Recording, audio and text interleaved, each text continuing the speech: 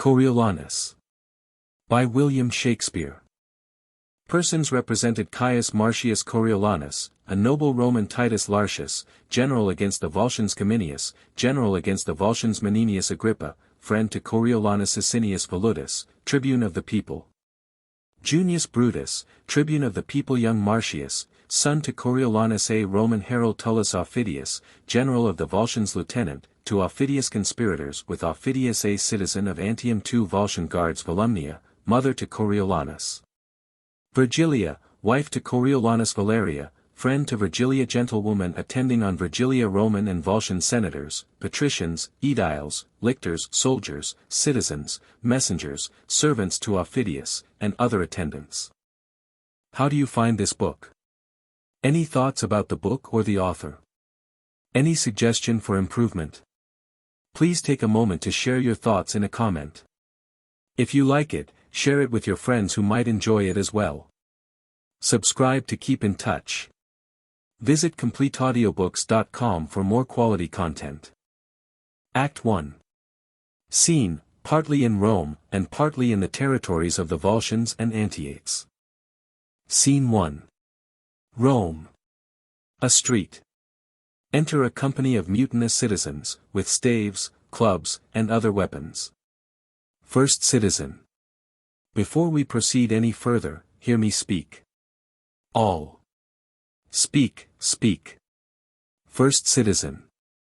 You are all resolved rather to die than to famish. All. Resolved, resolved. First citizen. First, you know Caius Marcius is chief enemy to the people. All.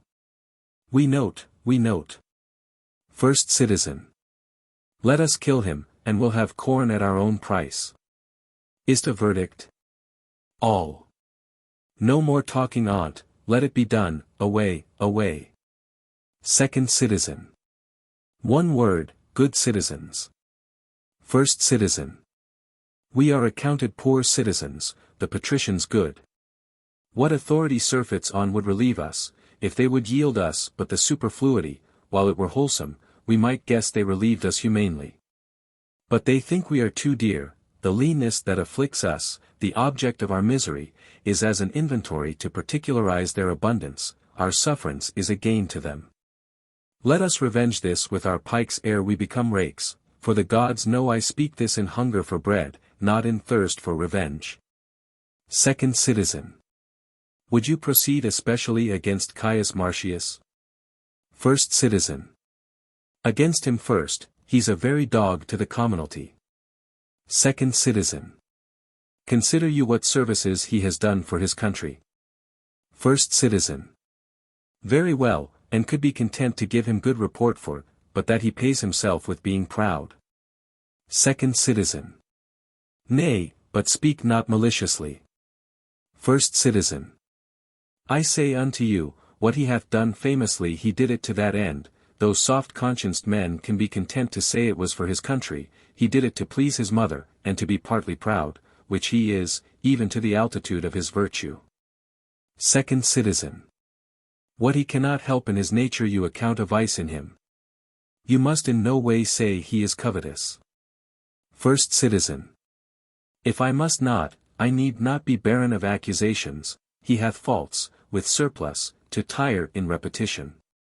Shouts within. What shouts are these? The other side, oh, the city is risen, why stay we prating here? To the Capitol. All. Come, come. First citizen. Soft. Who comes here? Second citizen. Worthy Menenius Agrippa. One that hath always loved the people. First citizen. He's one honest enough, would all the rest were so. Enter Menenius Agrippa. Menenius. What works, my countrymen, in hand? Where go you? With bats and clubs. The matter? Speak, I pray you. First citizen. Our business is not unknown to the Senate, they have had inkling this fortnight what we intend to do, which now will show in deeds. They say poor suitors have strong breaths, they shall know we have strong arms too. Menenius. Why, masters, my good friends, mine honest neighbors. Will you undo yourselves? First Citizen.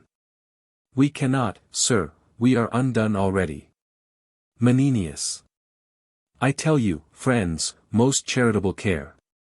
Have the patricians of you. For your wants. Your suffering in this dearth, you may as well strike at the heaven with your staves as lift them against the Roman state, whose course will on the way it takes, cracking 10,000 curbs of more strong link asunder than can ever appear in your impediment, for the dearth. The gods, not the patricians, make it, and your knees to them, not arms, must help. Alack! You are transported by calamity thither where more attends you, and you slander the helms state, who care for you like fathers, when you curse them as enemies. First Citizen. Care for us. True, indeed. They ne'er cared for us yet. Suffer us to famish, and their storehouses crammed with grain, make edicts for usury, to support usurers, repeal daily any wholesome act established against the rich, and provide more piercing statutes daily to chain up and restrain the poor. If the wars eat us not up, they will, and there's all the love they bear us. Menenius. Either you must confess yourselves wondrous malicious, or be accused of folly. I shall tell you a pretty tale, it may be you have heard it. But, since it serves my purpose, I will venture to state a little more. First Citizen. Well, I'll hear it, sir, yet you must not think to fob off our disgrace with a tale, but, an't please you, deliver. Menenius. There was a time when all the body's members rebelled against the belly, thus accused it, that only like a gulf it did remain. The midst, the body, idle and unactive. Still coveting the viand, never bearing like labor with the rest. Where other instruments did see and hear, devise, instruct, walk, feel, and, mutually participate, did minister unto the appetite and affection common of the whole body. The belly answered. First Citizen. Well, sir, what answer made the belly? Menenius. Sir, I shall tell you. With a kind of smile, which ne'er came from the lungs, but even thus. For, look you, I may make the belly smile as well as speak, it tauntingly replied to the discontented members, the mutinous parts that envied his receipt. Even so most fitly, as you malign our senators for that, they are not such as you. First Citizen. Your belly's answer. What? The kingly crowned head, the vigilant eye, the counselor heart, the arm our soldier, our steed the leg, the tongue our trumpeter, with other muniments and petty helps. Is this our fabric, if that they? Menenius. What then? For me, this fellow speaks, what then? What then? First Citizen. Should by the cormorant belly be restrained. Who is the sink the body? Menenius. Well, what then? First Citizen. The former agents, if they did complain. What could the belly answer? Menenius. I will tell you. If you'll bestow a small, of what you have little patience a while, you'll hear the belly's answer. First Citizen. You are long about it. Menenius. Note me this, good friend. Your most grave belly was deliberate, not rash like his accusers, and thus answered. True is it, my incorporate friends, quoth he, that I receive the general food at first, which you do live upon. And fit it is, because I am the storehouse and the shop of the whole body, but, if you do remember, I send it through the rivers of your blood, even to the court, the heart, to the seat, the brain, And, through the cranks and offices of man, the strongest nerves and small inferior veins, from me receive that natural competency, whereby they live, and though that all at once. You, my good friends, this says the belly, mark me. First Citizen. I, sir, well, well. Menenius. Though all at once cannot see what I do deliver out to each, yet I can make my audit up, that all from me do back receive the flower of all, and leave me but the bran. What say you to't? First Citizen. It was an answer, how apply you this? Menenius. The senators of Rome are this good belly, and you the mutinous members, for, examine their counsels and their cares, digest things rightly. Touching the wheel, O, the common, you shall find no public benefit which you receive, but it proceeds or comes from them to you, and no way from yourselves. What do you think? You, the great toe of this assembly? First Citizen. I the great toe. Why the great toe?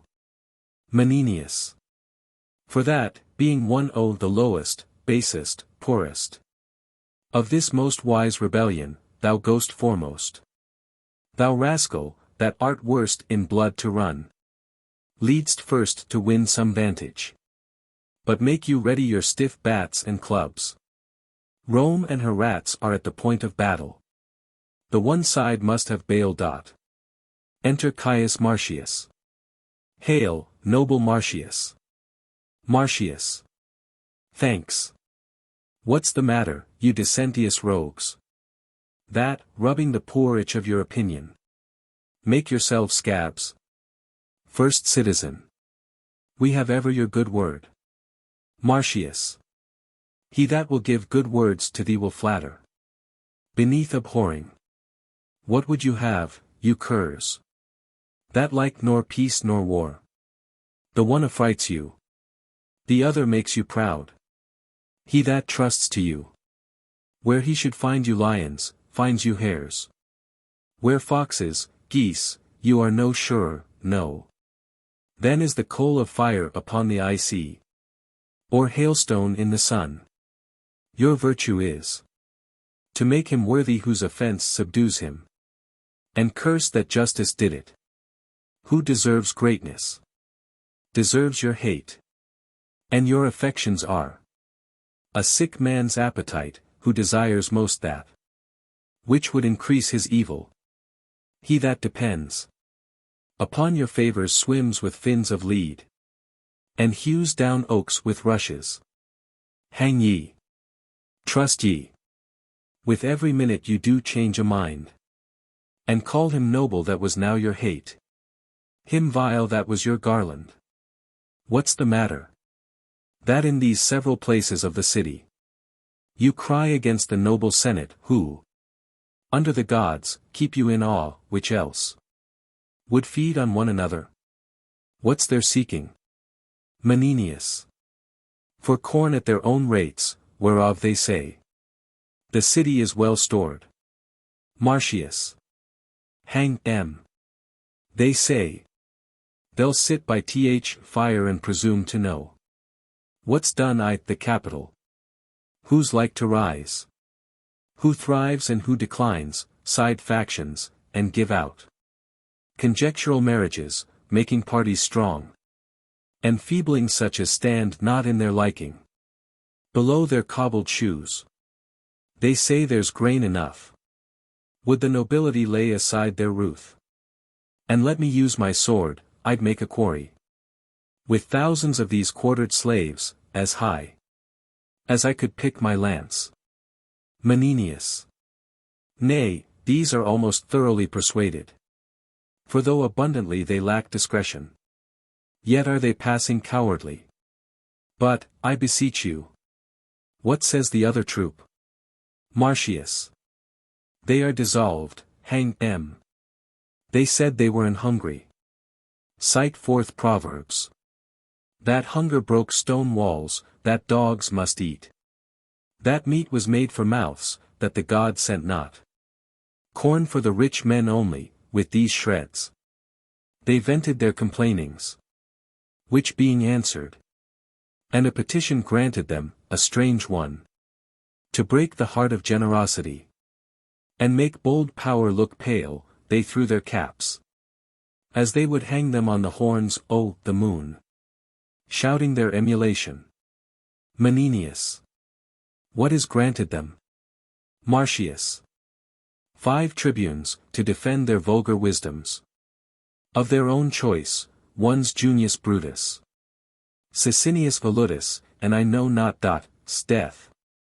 The rabble should have first unroofed the city. Ere so prevailed with me, it will in time win upon power, and throw forth greater themes for insurrections arguing. Menenius, this is strange. Marcius. Go get you home, you fragments. Enter a messenger, hastily. Messenger. Where's Caius Marcius? Marcius. Here, what's the matter? Messenger. The news is, sir, the Volscians are in arms. Marcius. I am glad on't, then we shall hot means to vent our musty superfluity. See, our best elders. Enter Cominius, Titus Lartius, and other senators, Junius Brutus and Sicinius Volutus. First Senator. Marcius, 'tis true that you have lately told us. The Volscians are in arms. Marcius. They have a leader. Tullus Aufidius, that will put you to't. I sin in envying his nobility. And were I anything but what I am, I would wish me only he. Cominius. You have fought together. Marcius. We're half to half the world by the ears, and he. Upon my party, I'd revolt, to make only my wars with him, he is a lion that I am proud to hunt. First Senator. Then, worthy Marcius, attend upon Cominius to these wars. Cominius. It is your former promise. Marcius. Sir, it is. And I am constant. Titus Lartius, thou shalt see me once more strike at Tullus' face. What, art thou stiff? Standst out? Titus Lartius. No, Caius Marcius. I'll lean upon one crutch and fight with the other. Ere stay behind this business. Menenius. Oh, true bred. First Senator. Your company to the capital, where, I know, our greatest friends attend us. Titus Lartius. Lead you on. Follow, Cominius. We must follow you. Right worthy your priority. Cominius. Noble Marcius. First Senator. Hence to your homes, be gone. To the citizens. Marcius. Nay, let them follow. The Volscians have much corn, take these rats thither. To gnaw their garners. Worshipful mutineers. Your valor puts well forth, pray follow. Exeunt senators, Tit, and Menon. Citizens steal away. Sicinius. Was ever man so proud as is this Marcius? Brutus. He has no equal. Sicinius. When we were chosen tribunes for the people. Brutus. Marked you his lip and eyes? Sicinius. Nay, but his taunts. Brutus. Being moved, he will not spare to gird the gods. Sicinius. Bemock the modest moon. Brutus. The present wars devour him, he is grown too proud to be so valiant. Sicinius. Such a nature, tickled with good success, disdains the shadow which he treads on at noon, but I do wonder his insolence can brook to be commanded. Under Cominius. Brutus. Fame, at the which he aims, in whom already he is well gracked, cannot better be held, nor more attained, than by a place below the first, for what miscarries shall be the general's fault, though he perform to th utmost of a man. And giddy censure will then cry out of Marcius, oh, if he had borne the business. Sicinius.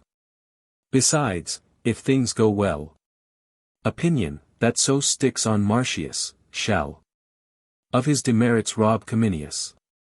Brutus. Come. Half all Cominius' honors are to Marcius, though Marcius earned them not, and all his faults to Marcius shall be honors, though, indeed, in aught he merit not. Sicinius. Let's hence and hear how the dispatch is made, and in what fashion. More than in singularity, he goes upon this present action. Brutus. Let's along. Exeunt. Scene 2. Corioli. The Senate House. Enter Tullus Aufidius and certain senators. First Senator. So, your opinion is, Aufidius, that they of Rome are entered in our councils, and know how we proceed. Aufidius. Is it not yours? Whatever have been thought on in this state, that could be brought to bodily act ere Rome had circumvention. 'Tis not 4 days gone since I heard thence, these are the words, I think. I have the letter here, yes, here it is. Reads. They have pressed a power, but it is not known whether for east or west, the dearth is great. The people mutinous, and it is rumored. Cominius, Marcius your old enemy, who is of Rome worse hated than of you, and Titus Lartius, a most valiant Roman. These three lead on this preparation. Whither 'tis bent, most likely 'tis for you. Consider of it. First Senator. Our armies in the field. We never yet made doubt but Rome was ready to answer us. Aufidius. Nor did you think it folly to keep your great pretenses veiled till when they needs must show themselves, which in the hatching, it seemed, appeared to Rome. By the discovery, we shall be shortened in our aim, which was to take in many towns ere, almost, Rome should know we were afoot. Second Senator. Noble Aufidius. Take your commission. Hie you to your bands. Let us alone to guard Corioli. If they set down beforce, for the remove, bring up your army, but I think you'll find they've not prepared for us. Aufidius. Oh, doubt not that. I speak from certainties. Nay, more. Some parcels of their power are forth already, and only hitherward I leave your honors. If we and Caius Marcius chance to meet, 'tis sworn between us we shall ever strike, till one can do no more. All the gods assist you, Aufidius, and keep your honors safe. First Senator. Farewell. Second Senator. Farewell. All. Farewell. Exeunt. Scene 3. Rome. An apartment in Marcius' house. Enter Volumnia and Virgilia, they sit down on 2 low stools and so. Volumnia. I pray you, daughter, sing, or express yourself in a more comfortable sort. If my son were my husband, I should freelier rejoice in that absence wherein he won honor than in the embracements of his bed where he would show most love. When yet he was but tender-bodied, and the only son of my womb. When youth with comeliness plucked all gaze his way, when, for a day of king's entreaties, a mother should not sell him an hour from her beholding, considering how honor would become such a person. That it was no better than picture-like to hang by th wall if renown made it not stir, was pleased to let him seek danger where he was to find fame. To a cruel war I sent him, from whence he returned his brows bound with oak. I tell thee, daughter, I sprang not more in joy at first hearing he was a man-child than now in first seeing he had proved himself a man. Virgilia. But had he died in the business, madam? How then? Volumnia.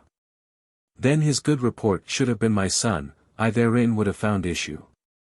Hear me profess sincerely, had I a dozen sons, each in my love alike, and none less dear than thine and my good Marcius, I had rather had 11 die nobly for their country than one voluptuously surfeit out of action. Enter a gentlewoman. Gentlewoman. Madam, the Lady Valeria is come to visit you. Virgilia. Beseech you, give me leave to retire myself. Volumnia. Indeed you shall not. Methinks I hear hither your husband's drum. See him pluck Aufidius down by the hair. As children from a bear, the Volscians shunning him. Methinks I see him stamp thus, and call thus. Come on, you cowards. You were got in fear. Though you were born in Rome, his bloody brow. With his mailed hand then wiping, forth he goes. Like to a harvestman that's tasked to mow. Or all, or lose his hire. Virgilia. His bloody brow. O Jupiter, no blood. Volumnia. Away, you fool. It more becomes a man. Then gilt his trophy, the breasts of Hecuba. When she did suckle Hector, looked not lovelier than Hector's forehead when it spit forth blood. At Grecian swords contending. Tell Valeria. We are fit to bid her welcome. Exit gentlewoman.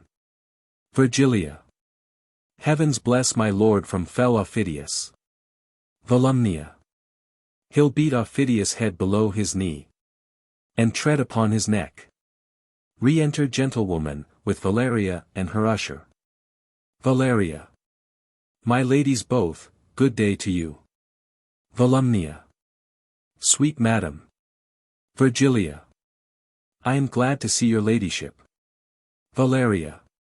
How do you both? You are manifest housekeepers. What are you sewing here? A fine spot, in good faith. How does your little son? Virgilia. I thank your ladyship, well, good madam. Volumnia. He had rather see the swords and hear a drum than look upon his schoolmaster. Valeria. Oh, my word, the father's son, I'll swear 'tis a very pretty boy. Oh, my troth, I looked upon him Wednesday, half an hour together, has such a confirmed countenance. I saw him run after a gilded butterfly, and when he caught it he let it go again, and after it again, and over he comes, and up again.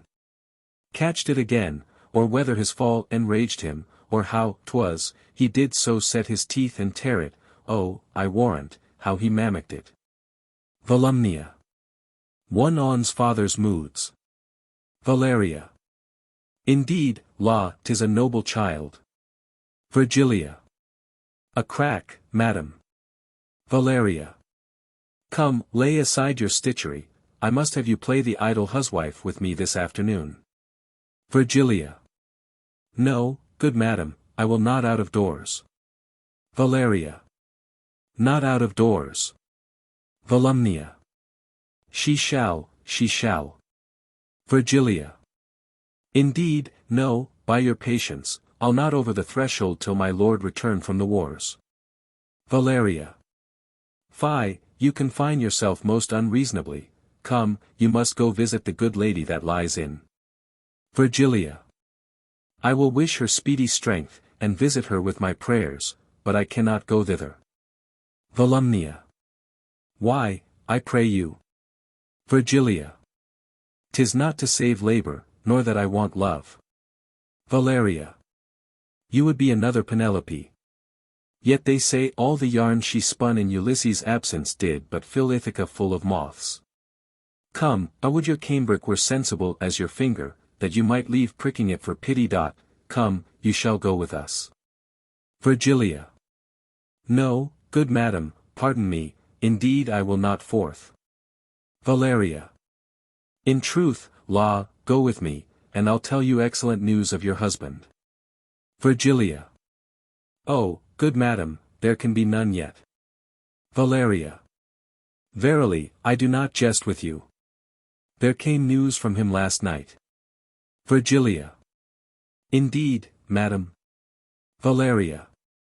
In earnest, it's true, I heard a senator speak it.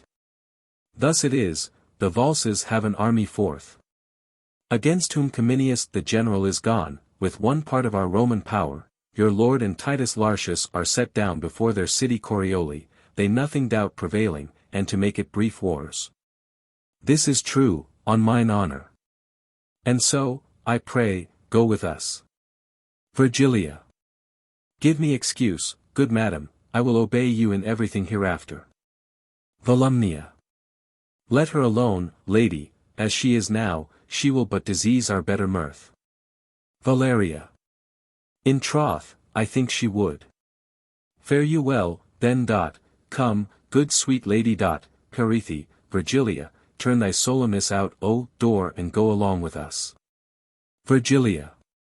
No, at a word, madam, indeed I must not.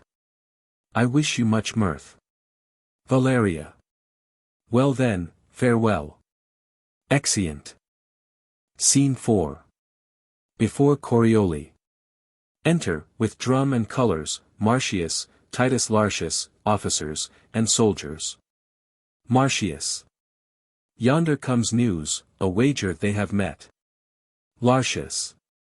My horse to yours, no. Marcius. 'Tis done. Lartius. Agreed. Enter a messenger. Marcius. Say, has our general met the enemy? Messenger. They lie in view, but have not spoke as yet. Lartius. So, the good horse is mine. Marcius. I'll buy him of you. Lartius. No, I'll nor sell nor give him, lend you him I will. For 100 years. Summon the town. Marcius. How far off lie these armies? Messenger. Within this mile and half. Marcius. Then shall we hear their valarum, and they ours. Now, Mars, I Perithi, make us quick in work. That we with smoking swords may march from hence. To help our fielded friends, come, blow thy blast. They sound a parley. Enter, on the walls, some senators and others. Tullus Aufidius, is he within your walls? First Senator. No, nor a man that fears you less than he. That's lesser than a little. Drum afar off. Hark, our drums are bringing forth our youth. We'll break our walls. Rather than they shall pound us up, our gates, which yet seem shut, we have but pinned with rushes. They'll open of themselves. Alarum far off. Hark you far off. There is Aufidius. List what work he makes. Amongst your cloven army. Marcius. Oh, they are at it. Lartius. Their noise be our instruction. Ladders, ho. The Volscians enter and pass over. Marcius. They fear us not, but issue forth their city. Now put your shields before your hearts, and fight. With hearts more proof than shields. Advance, brave Titus. They do disdain us much beyond our thoughts. Which makes me sweat with wrath. Come on, my fellows. He that retires, I'll take him for a valse. And he shall feel mine edge. Alarums, and exeunt Romians and Volscians fighting. Romans are beaten back to their trenches. Re-enter Marcius. Marcius. All the contagion of the south light on you. You shames of Rome, you heard of, boils and plagues. Plaster you o'er, that you may be abhorred. Farther than seen, and one infect another. Against the wind a mile. You souls of geese, that bear the shapes of men, how have you run? From slaves that apes would beat. Pluto and hell. All hurt behind, backs red, and faces pale. With flight and agued fear. Mend, and charge home. Or, by the fires of heaven, I'll leave the foe. And make my wars on you, look to't, come on. If you'll stand fast we'll beat them to their wives. As they us to our trenches. Another alarum. The Volscians and Romans re-enter, and the fight is renewed. The Volscians retire into Corioli, and Marcius follows them to the gates. So, now the gates are ope, now prove good seconds. 'Tis for the followers fortune widens them. Not for the flyers, mark me, and do the like. He enters the gates. First soldier. Foolhardiness, not I. Second soldier. Nor I. Marcius is shut in. First soldier. See, they have shut him in. All. To th pot, I warrant him. Alarum continues. Re-enter Titus Lartius. Lartius. What is become of Marcius? All. Slain, sir, doubtless. First soldier. Following the flyers at the very heels.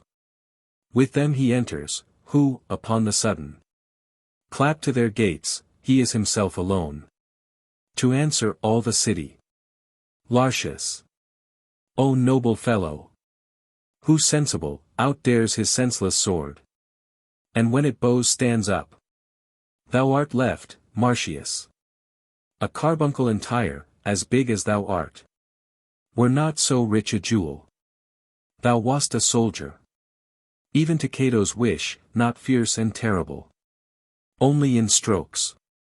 But with thy grim looks and the thunder-like percussion of thy sounds.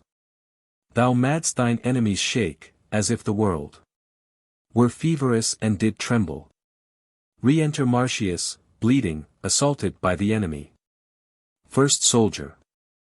Look, sir. Lartius. Oh, 'tis Marcius. Let's fetch him off, or make remain alike.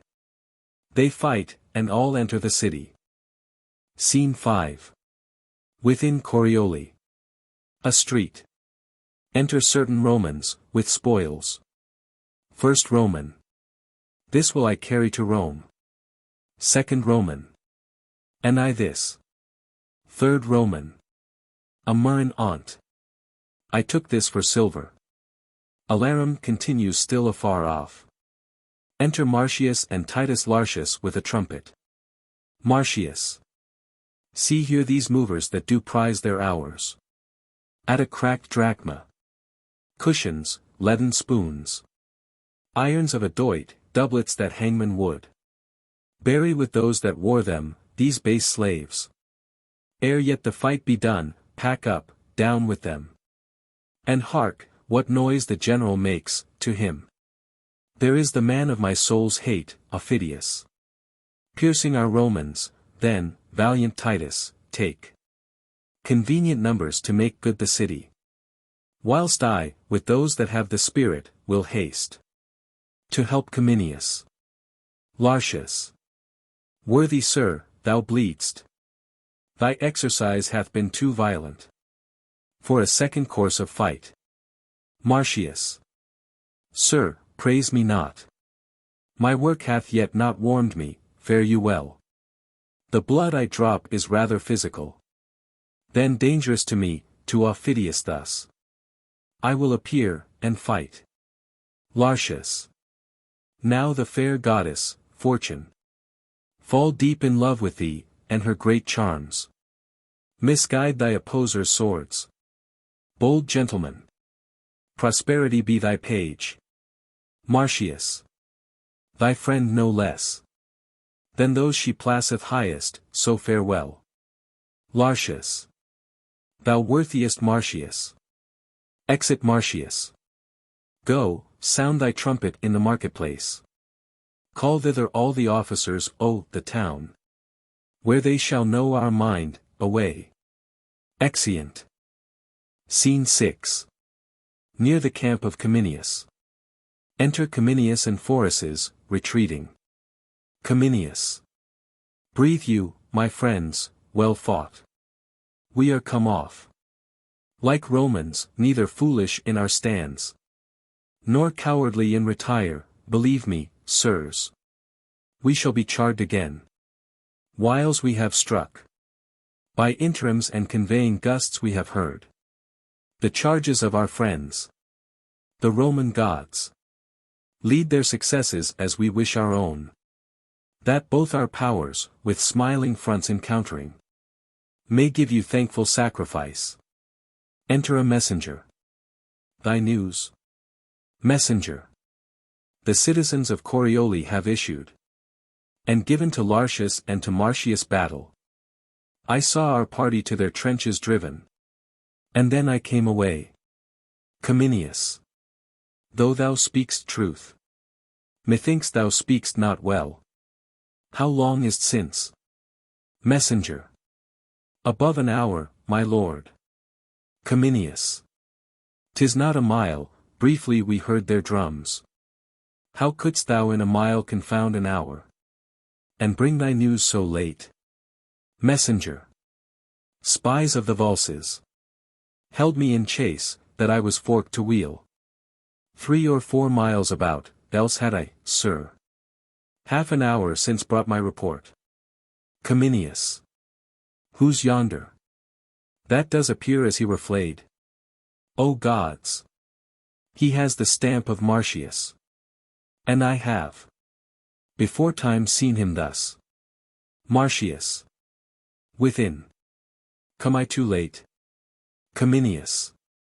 The shepherd knows not thunder from a tabor more than I know the sound of Marcius' tongue.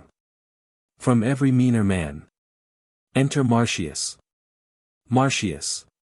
Come I too late? Cominius. Ay, if you come not in the blood of others, but mantled in your own.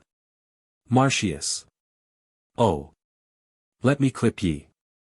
In arms as sound as when I wooed, in heart as merry as when our nuptial day was done, and tapers burned to bedward.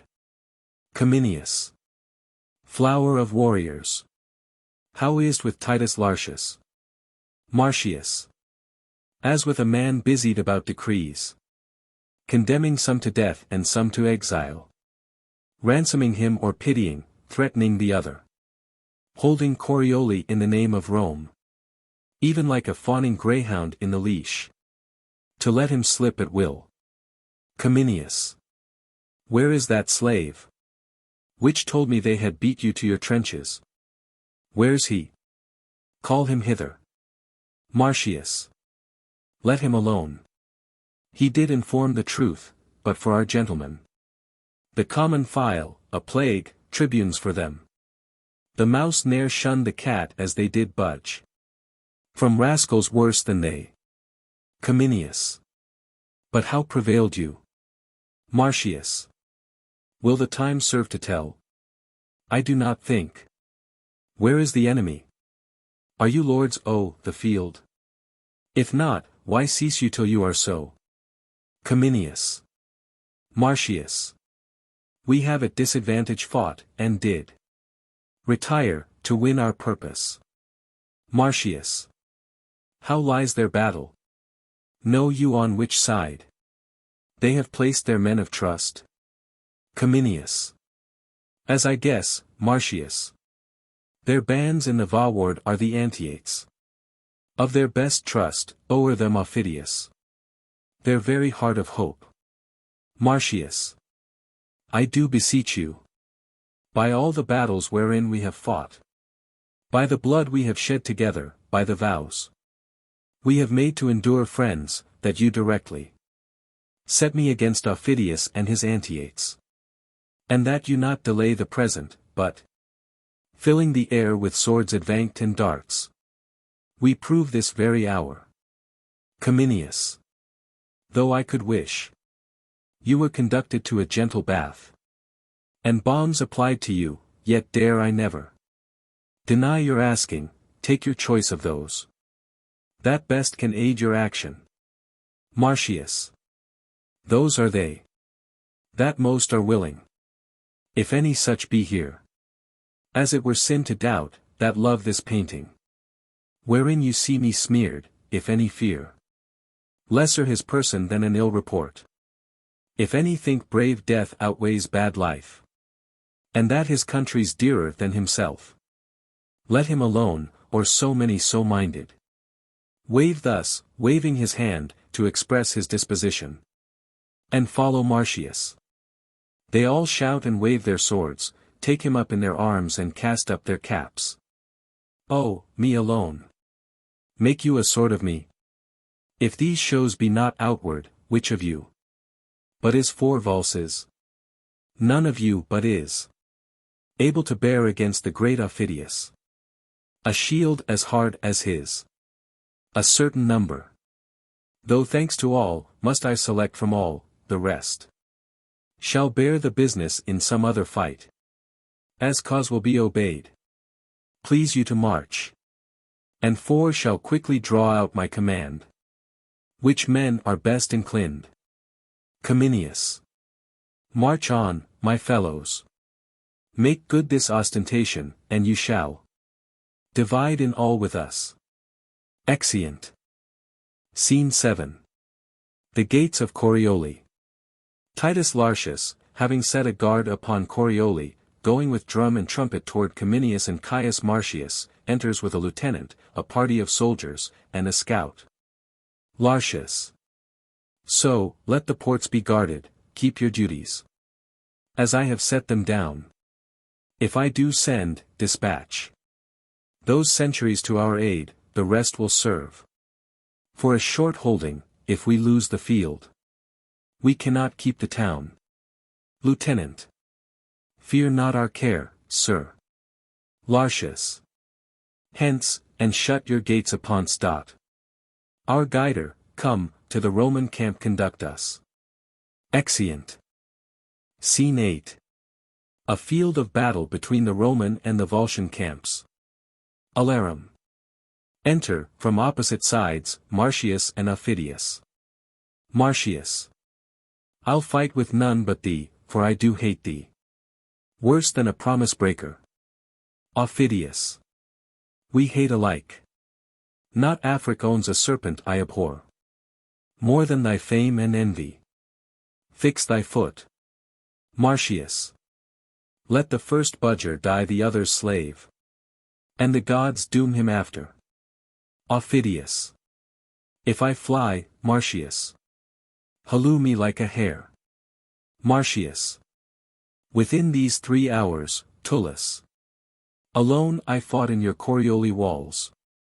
And made what work I pleased, 'tis not my blood. Wherein thou sayest me masked, for thy revenge. Wrench up thy power to the highest. Aufidius. Wert thou the Hector? That was the whip of your bragged progeny. Thou shouldst not scape me here. They fight, and certain valses come to the aid of Aufidius. Officious, and not valiant, you have shammed me. In your condemned seconds. Exeunt fighting, driven in by March. Scene 9. The Roman camp. Alarum. A retreat is sounded. Flourish. Enter, at one side, Cominius and Romans, at the other side, Marcius, with his arm in a scarf, and other Romans. Cominius. If I should tell thee o'er this thy day's work, thou'lt not believe thy deeds, but I'll report it. Where senators shall mingle tears with smiles. Where great patricians shall attend, and shrug. I, the end admire. Where ladies shall be fright. And, gladly quacked, hear more, where the dull tribunes. That, with the fusty plebeians, hate thine honors. Shall say, against their hearts we thank the gods. Our Rome hath such a soldier. Yet camest thou to a morsel of this feast. Having fully dined before. Enter Titus Lartius, with his power, from the pursuit. Lartius. O general! Here is the steed, we the caparison. Hadst thou beheld? Marcius. Pray now, no more, my mother. Who has a charter to extol her blood? When she does praise me grieves me. I have done. As you have done, that's what I can. Induced. As you have been, that's for my country. He that has but effected his good will hath overta'en mine act. Cominius. You shall not be. The grave of your deserving. Rome must know. The value of her own, 'twere a concealment. Worse than a theft, no less than a traducement. To hide your doings. And to silence that which, to the spire and top of praises vouched, would seem but modest, therefore, I beseech you, in sign of what you are, not to reward what you have done, before our army hear me. Marcius. I have some wounds upon me, and they smart. To hear themselves remembered. Cominius. Should they not? Well might they fester, gainst ingratitude. And tent themselves with death. Of all the horses. Whereof we have ta'en good, and good store, of all. The treasure in this field achieved and city. We render you the 10th, to be ta'en forth. Before the common distribution at your only choice. Marcius. I thank you, General. But cannot make my heart consent to take a bribe to pay my sword, I do refuse it. And stand upon my common part with those that have beheld the doing. A long flourish. They all cry, Marcius, Marcius. Cast up their caps and lances.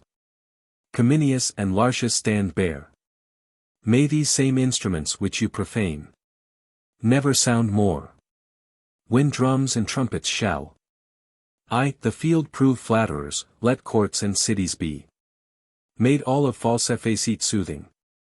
When steel grows soft as the parasite silk, let him be made a coverture for the wars. No more, I say. For that I have not washed my nose that bled, or foiled some debile wretch. Which, without note, here's many else have done. You shout me forth in acclamations hyperbolical. As if I loved my little should be dieted in praises socked with lies. Cominius. Too modest are you. More cruel to your good report than grateful to us that give you truly by your patience. If, gainst yourself you be incensed, we'll put you like one that means his proper harm, in manacles. Then reason safely with you. Therefore be it known, as to us, to all the world, that Caius Marcius wears this war's garland, in token of the which my noble steed, known to the camp, I give him, with all his trim belonging. And from this time, for what he did before Corioli, call him, with all the applause and clamor of the host, Caius Marcius Coriolanus. Bear the addition nobly ever. Flourish.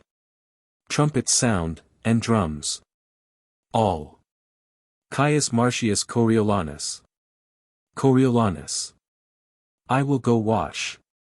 And when my face is fair you shall perceive whether I blush or no, howbeit, I thank you. I mean to stride your steed, and at all times to undercrest your good addition to the fairness of my power. Cominius. So, to our tent, where, ere we do repose us, we will write to Rome of our success. You, Titus Lartius, must to Corioli back, send us to Rome the best, with whom we may articulate for their own good and ours. Lartius. I shall, my lord. Coriolanus. The gods begin to mock me. I, that now reefest most princely gifts, am bound to beg of my lord general. Cominius. Take't, 'tis yours. What is't? Coriolanus. I sometime lay here in Corioli. At a poor man's house, he used me kindly. He cried to me. I saw him prisoner. But then Aufidius was within my view. And wrath o'erwhelmed my pity. I request you to give my poor host freedom. Cominius. Oh, well begged. Were he the butcher of my son, he should be free as is the wind. Deliver him, Titus. Lartius. Marcius, his name. Coriolanus. By Jupiter, forgot. I am weary, my memory is teared. Have we no wine here? Cominius. Go we to our tent. The blood upon your visage dries, 'tis time. It should be looked to, come. Exeunt. Scene 10. The camp of the Volsces. A flourish. Cornets. Enter Tullus Aufidius, bloody, with 2 or 3 soldiers. Aufidius. The town is ta'en. First soldier. 'Twill be delivered back on good condition. Aufidius. Condition. I would I were a Roman, for I cannot. Being a Vols, be that I am. Condition. What good condition can a treaty find? I, the part that is at mercy, 5 times, Marcius. I have fought with thee, so often hast thou beat me. And wouldst do so, I think, should we encounter. As often as we eat. By the elements. If e'er again I meet him beard to beard. He's mine or I am his, mine emulation. Hath not that honor in't had. For where? I thought to crush him in an equal force. True sword to sword, I'll potch at him some way. Or wrath or craft may get him. First soldier. He's the devil. Aufidius. Bolder, though not so subtle. My valor's poisoned. With only suffering stained by him, for him. Shall fly out of itself, nor sleep nor sanctuary. Being naked, sick. Nor fane nor capital. The prayers of priests nor times of sacrifice. Embarkments all of fury, shall lift up. Their rotten privilege and custom, gainst. My hate to Marcius, where I find him, were it. At home, upon my brother's guard, even there. Against the hospitable cannon, would I wash my fierce hand in's heart. Go you to the city. Learn how 'tis held, and what they are that must be hostages for Rome. First soldier. Will not you go? Aufidius. I am attended at the cypress grove, I pray you. 'Tis south the city mills, bring me word thither. How the world goes, that to the pace of it I may spur on my journey. First soldier. I shall, sir. Exeunt. Act 2. Scene 1. Rome. A public place. Enter Menenius, Sicinius, and Brutus. Menenius. The augurer tells me we shall have news tonight. Brutus. Good or bad? Menenius. Not according to the prayer of the people, for they love not. Marcius. Sicinius. Nature teaches beasts to know their friends. Menenius. Pray you, who does the wolf love? Sicinius. The lamb. Menenius. I, to devour him, as the hungry plebeians would the noble. Marcius. Brutus. He's a lamb indeed, that bass like a bear. Menenius. He's a bear indeed, that lives like a lamb. You two are old men, tell me one thing that I shall ask you. Both tribunes. Well, sir. Menenius. In what enormity is Marcius poor in, that you two have not in abundance? Brutus. He's poor in no one fault, but stored with all. Sicinius. Especially in pride. Brutus. And topping all others in boasting. Menenius. This is strange now, do you two know how you are censured here in the city, I mean of us, the right-hand file? Do you? Both tribunes. Why, how are we censured? Menenius. Because you talk of pride now, will you not be angry? Both tribunes.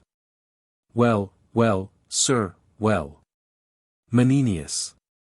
Why, 'tis no great matter. For a very little thief of occasion will rob you of a great deal of patience, give your dispositions the reins, and be angry at your pleasures, at the least, if you take it as a pleasure to you in being so. You blame Marcius for being proud? Brutus. We do it not alone, sir. Menenius. I know you can do very little alone, for your helps are many, or else your actions would grow wondrous single, your abilities are too infant-like for doing much alone. You talk of pride, oh that you could turn your eyes toward the napes of your necks, and make but an interior survey of your good selves. Oh that you could. Both tribunes. What then, sir? Menenius. Why, then you should discover a brace of unmeriting, proud, violent, testy magistrates, alias fools, as any in Rome. Sicinius. Menenius, you are known well enough too. Menenius. I am known to be a humorous patrician, and one that loves a cup of hot wine with not a drop of allaying Tiber in't, said to be something imperfect in favoring the first complaint, hasty and tinder-like upon too trivial motion. One that converses more with the buttock of the night than with the forehead of the morning. What I think I utter, and spend my malice in my breath. Meeting two such wheelsmen as you are, I cannot call you Lycurguses. If the drink you give me touch my palate adversely, I make a crooked face at it. I cannot say your worships have delivered the matter well when I find the ass in compound with the major part of your syllables. And though I must be content to bear with those that say you are reverend grave men, yet they lie deadly that tell you have good faces. If you see this in the map of my microcosm, follows it that I am known well enough too. What harm can your bis inconspicuities glean out of this character, if I be known well enough too? Brutus. Come, sir, come, we know you well enough. Menenius. You know neither me, yourselves, nor anything. You are ambitious for poor knaves' caps and legs, you wear out a good wholesome forenoon in hearing a cause between an orange wife and a faucet seller, and then rejourn the controversy of threepence to a second day of audience. When you are hearing a matter between party and party, if you chance to be pinched with the colic, you make faces like mummers, set up the bloody flag against all patience, and, in roaring for a chamber pot, dismiss the controversy bleeding. The more entangled by your hearing, all the peace you make in their cause is calling both the parties knaves. You are a pair of strange ones. Brutus. Come, come, you are well understood to be a perfecter gibber for the table than a necessary bencher in the Capitol. Menenius. Our very priests must become mockers if they shall encounter such ridiculous subjects as you are. When you speak best unto the purpose, it is not worth the wagging of your beards. And your beards deserve not so honorable a grave as to stuff a botcher's cushion or to be entombed in an ass's pack saddle. Yet you must be saying, Marcius is proud, who, in a cheap estimation, is worth all your predecessors since Deucalion. Though peradventure some of the best of them were hereditary hangmen. God den to your worships, more of your conversation would infect my brain, being the herdsman of the beastly plebeians, I will be bold to take my leave of you. Brutus and Sicinius retire. Enter Volumnia, Virgilia, Valeria, and C. How now, my as fair as noble ladies, and the moon, were she earthly, no nobler, whither do you follow your eyes so fast? Volumnia. Honorable Menenius, my boy Marcius approaches, for the love of Juno, let's go. Menenius. Ha! Marcius coming home. Volumnia. I, worthy Menenius, and with most prosperous approbation. Menenius. Take my cap, Jupiter, and I thank thee. Who? Marcius coming home. Volumnia, Virgilia. Nay, 'tis true. Volumnia. Look, here's a letter from him, the state hath another, his wife another, and I think there's one at home for you. Menenius. I will make my very house reel tonight. A letter for me. Virgilia. Yes, certain, there's a letter for you, I saw it. Menenius. A letter for me. It gives me an estate of 7 years' health. In which time I will make a lip at the physician, the most sovereign prescription in Galen is but empiriceutic, and, to this preservative, of no better report than a horse drench. Is he not wounded? He was wont to come home wounded. Virgilia. Oh, no, no, no. Volumnia. Oh, he is wounded, I thank the gods for't. Menenius. So do I too, if it be not too much. Brings a victory in his pocket, the wounds become him. Volumnia. On's brows, Menenius, he comes the third time home with the oaken garland. Menenius. Has he disciplined Aufidius soundly? Volumnia. Titus Lartius writes, they fought together, but Aufidius got off. Menenius. And 'twas time for him too, I'll warrant him that, and he had stayed by him, I would not have been so fidiest for all the chests in Corioli and the gold that's in them. Is the Senate possessed of this? Volumnia. Good ladies, let's go. Yes, yes, yes, the Senate has letters from the general, wherein he gives my son the whole name of the war, he hath in this action outdone his former deeds doubly. Valeria. In troth, there's wondrous things spoke of him. Menenius. Wondrous. I warrant you, and not without his true purchasing. Virgilia. The gods grant them true. Volumnia. True. Pow, wow. Menenius. True. I'll be sworn they are true. Where is he wounded? To the tribunes, who come forward. God save your good worships. Marcius is coming home, he has more cause to be proud. Where is he wounded? Volumnia. I, the shoulder, and I, the left arm, there will be large cicatrices to show the people when he shall stand for his place. He received in the repulse of Tarquin 7 hurts. I, the body. Menenius. 1 eye, the neck, and 2 eye, the thigh, there's 9 that I know. Volumnia. He had, before this last expedition, 25 wounds upon him. Menenius. Now it's 27, every gash was an enemy's grave. A shout and flourish. Hark! The trumpets. Volumnia. These are the ushers of Marcius, before him. He carries noise, and behind him he leaves tears. Death, that dark spirit, in's nervy arm doth lie. Which, being advanced, declines, and then men die. A senate. Trumpets sound. Enter Cominius and Titus Lartius, between them, Coriolanus, crowned with an oaken garland. With captains and soldiers and a herald. Herald.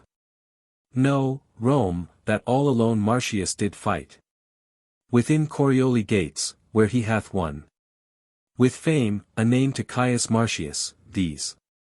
In honor follows Coriolanus. Welcome to Rome, renowned Coriolanus. Flourish. All. Welcome to Rome, renowned Coriolanus. Coriolanus.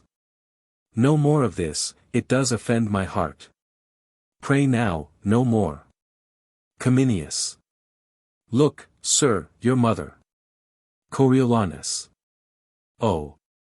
You have, I know, petitioned all the gods. For my prosperity. Kneels. Volumnia. Nay, my good soldier, up. My gentle Marcius, worthy Caius, and by deed achieving honor newly nommed. What is it, Coriolanus must I call thee? But, oh, thy wife. Coriolanus. My gracious silence, hail. Wouldst thou have laughed had I come coffined home? That weeps to see me triumph? Ah, my dear. Such eyes the widows in Corioli wear. And mothers that lack sons. Menenius. Now the gods crown thee. Coriolanus. And live you yet? To Valeria, O my sweet lady, pardon. Volumnia. I know not where to turn. Oh, welcome home, and welcome, general, and you are welcome all. Menenius. 100,000 welcomes. I could weep. And I could laugh, I am light and heavy. Welcome. A curse begin at very root on's heart. That is not glad to see thee, you are 3. That Rome should dote on, yet, by the faith of men. We have some old crab trees here at home that will not be grafted to your relish. Yet welcome, warriors. We call a nettle but a nettle, and the faults of fools but folly. Cominius. Ever right. Coriolanus. Menenius ever, ever. Herald. Give way there, and go on. Coriolanus. To his wife and mother. Your hand, and yours. Ere in our own house I do shade my head. The good patricians must be visited. From whom I have received not only greetings, but with them change of honors. Volumnia. I have lived to see inherited my very wishes, and the buildings of my fancy, only. There's one thing wanting, which I doubt not but our Rome will cast upon thee. Coriolanus. No, good mother. I had rather be their servant in my way than sway with them in theirs. Cominius. On, to the capital. Flourish. Cornets. Exeunt in state, as before. The tribunes remain. Brutus. All tongues speak of him, and the bleared sights are spectacled to see him, your prattling nurse. Into a rapture lets her baby cry. While she chats him, the kitchen malkin pins her richest lock ram, bout her reechy neck. Clambering the walls to eye him, stalls, bulks, windows are smothered up, leads filled and ridges ored with variable complexions. All agreeing in earnestness to see him, seld shown flamens do press among the popular throngs, and puff to win a vulgar station. Our veiled dames commit the war of white and damask, in their nicely gawed cheeks, to the wanton spoil of Phoebus' burning kisses. Such a pother, as if that whatsoever god who leads him were slyly crept into his human powers, and gave him graceful posture. Sicinius. On the sudden, I warrant him consul. Brutus. Then our office may during his power go sleep. Sicinius. He cannot temperately transport his honors from where he should begin and end, but will lose those he hath won. Brutus. In that there's comfort. Sicinius. Doubt not the commoners, for whom we stand. But they, upon their ancient malice will forget with the least cause these his new honors, which that he will give them make as little question as he is proud to do't. Brutus. I heard him swear, were he to stand for consul, never would he appear at the marketplace, nor on him put the napless vesture of humility, nor, showing, as the manner is, his wounds to the people, beg their stinking breaths. Sicinius. 'Tis right. Brutus. It was his word, oh, he would miss it rather than carry it but by the suit of the gentry to him, and the desire of the nobles. Sicinius. I wish no better than have him hold that purpose, and to put it in execution. Brutus. 'Tis most like he will. Sicinius. It shall be to him then, as our good wills. A sure destruction. Brutus. So it must fall out. To him or our authorities. For an end, we must suggest the people in what hatred he still hath held them. That to's power he would have made them mules, silent their pleaders, and dispropertied their freedoms, holding them in human action and capacity of no more soul nor fitness for the world than camels in their war, who have their provend only for bearing burdens, and sore blows for sinking under them. Sicinius. This, as you say, suggested at some time when his soaring insolence shall touch the people, which time shall not want. if it be put upon't. And that's as easy as to set dogs on sheep, will be his fire. To kindle their dry stubble, and their blaze shall darken him for ever. Enter a messenger. Brutus. What's the matter? Messenger. You are sent for to the capital. 'Tis thought that Marcius shall be consul.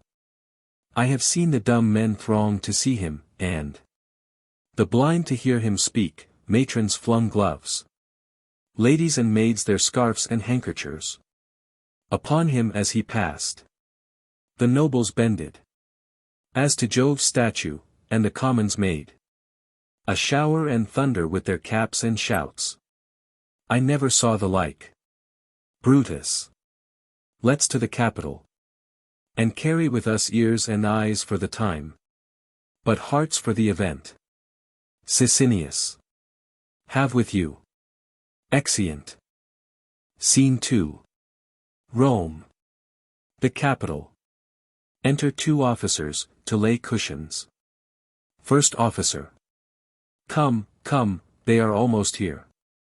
How many stand for consulships? Second officer. 3, they say, but 'tis thought of every one Coriolanus will carry it. First officer. That's a brave fellow, but he's vengeance proud and loves not the common people. Second officer.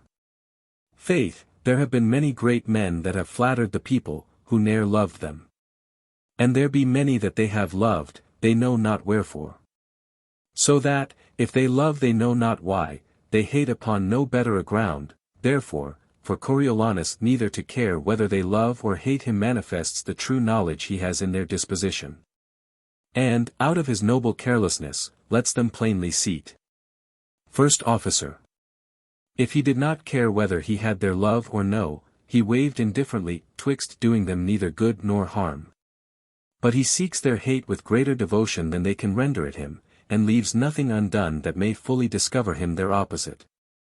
Now to seem to affect the malice and displeasure of the people is as bad as that which he dislikes, to flatter them for their love. Second officer.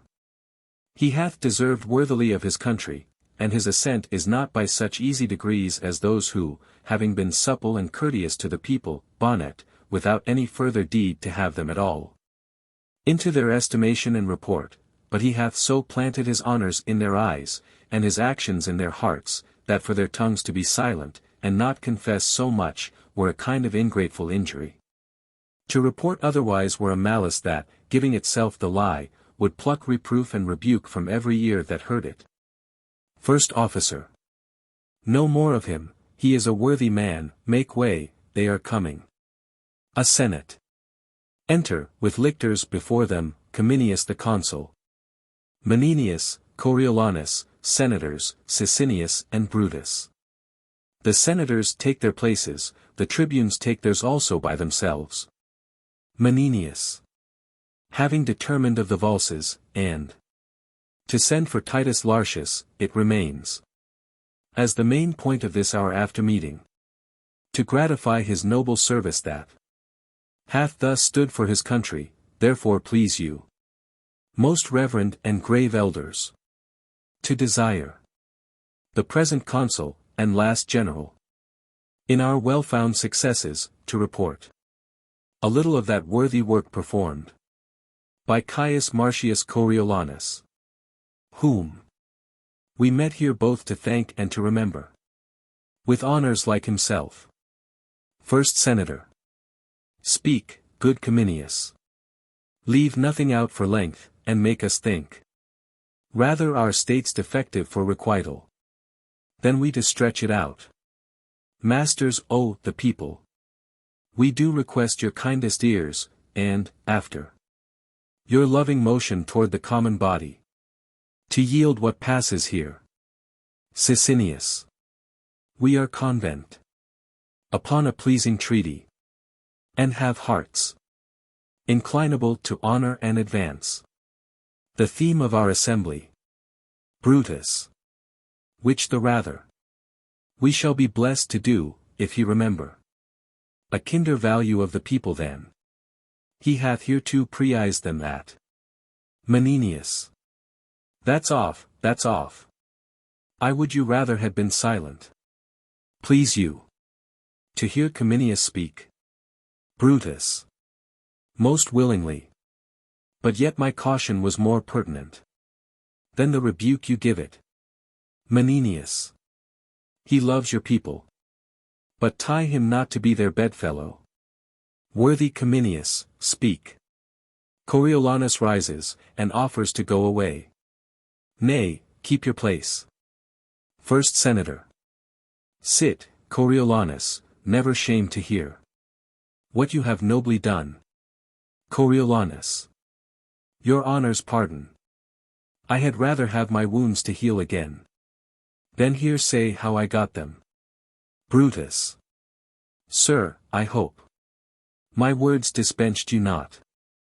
Coriolanus. No, sir, yet oft. When blows have made me stay, I fled from words. You soothed not, therefore hurt not, but your people. I love them as they weigh. Menenius. Pray now, sit down. Coriolanus. I had rather have one scratch my head at the sun when the alarum were struck, than idly sit to hear my nothings monstered. Exit. Menenius. Masters, oh, the people. Your multiplying spawn, how can he flatter? That's 1,000 to 1 good one, when you now see. He had rather venture all his limbs for honor than one on's ears to hear it. Proceed, Cominius. Cominius. I shall lack voice, the deeds of Coriolanus should not be uttered feebly. It is held that valor is the chiefest virtue, and most dignifies the haver, if it be. The man I speak of cannot in the world be singly counterpoised. At 16 years, when Tarquin made a head for Rome, he fought beyond the mark of others.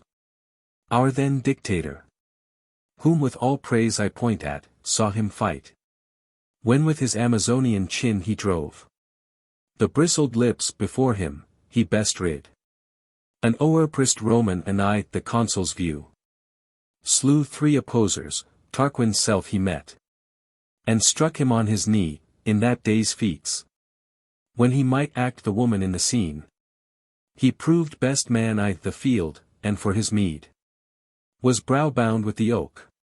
His pupil age man entered thus, he waxed like a sea, and in the brunt of 17 battles since, he lurched all swords of the garland.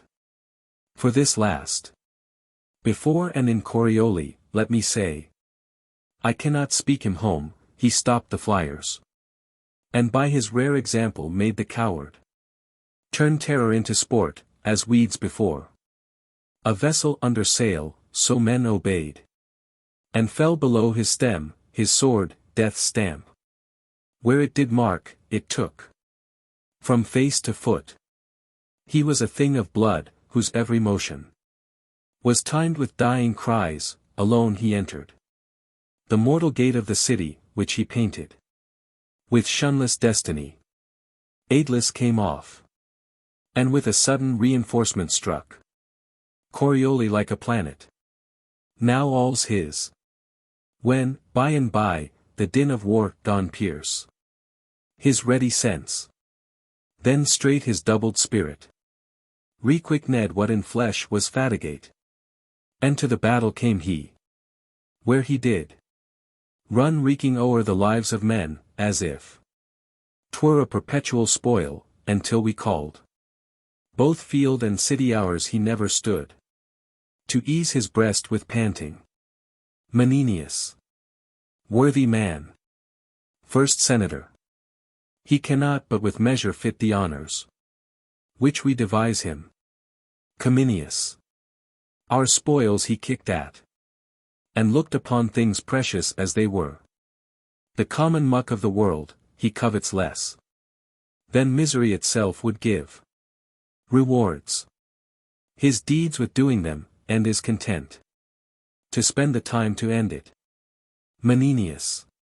He's right noble. Let him be called for.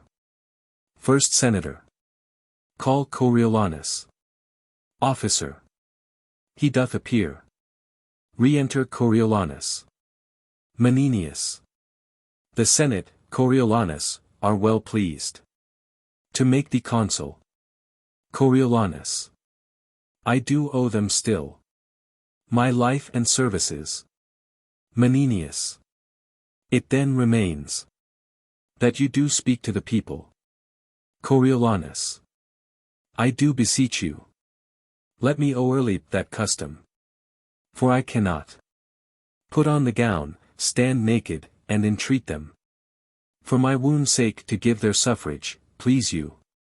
That I may pass this doing. Sicinius. Sir, the people must have their voices, neither will they bate one jot of ceremony. Menenius. Put them not to't.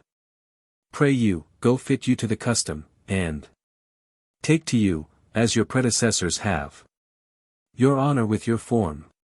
Coriolanus. It is a part that I shall blush in acting, and might well be taken from the people. Brutus. Mark you that? Coriolanus.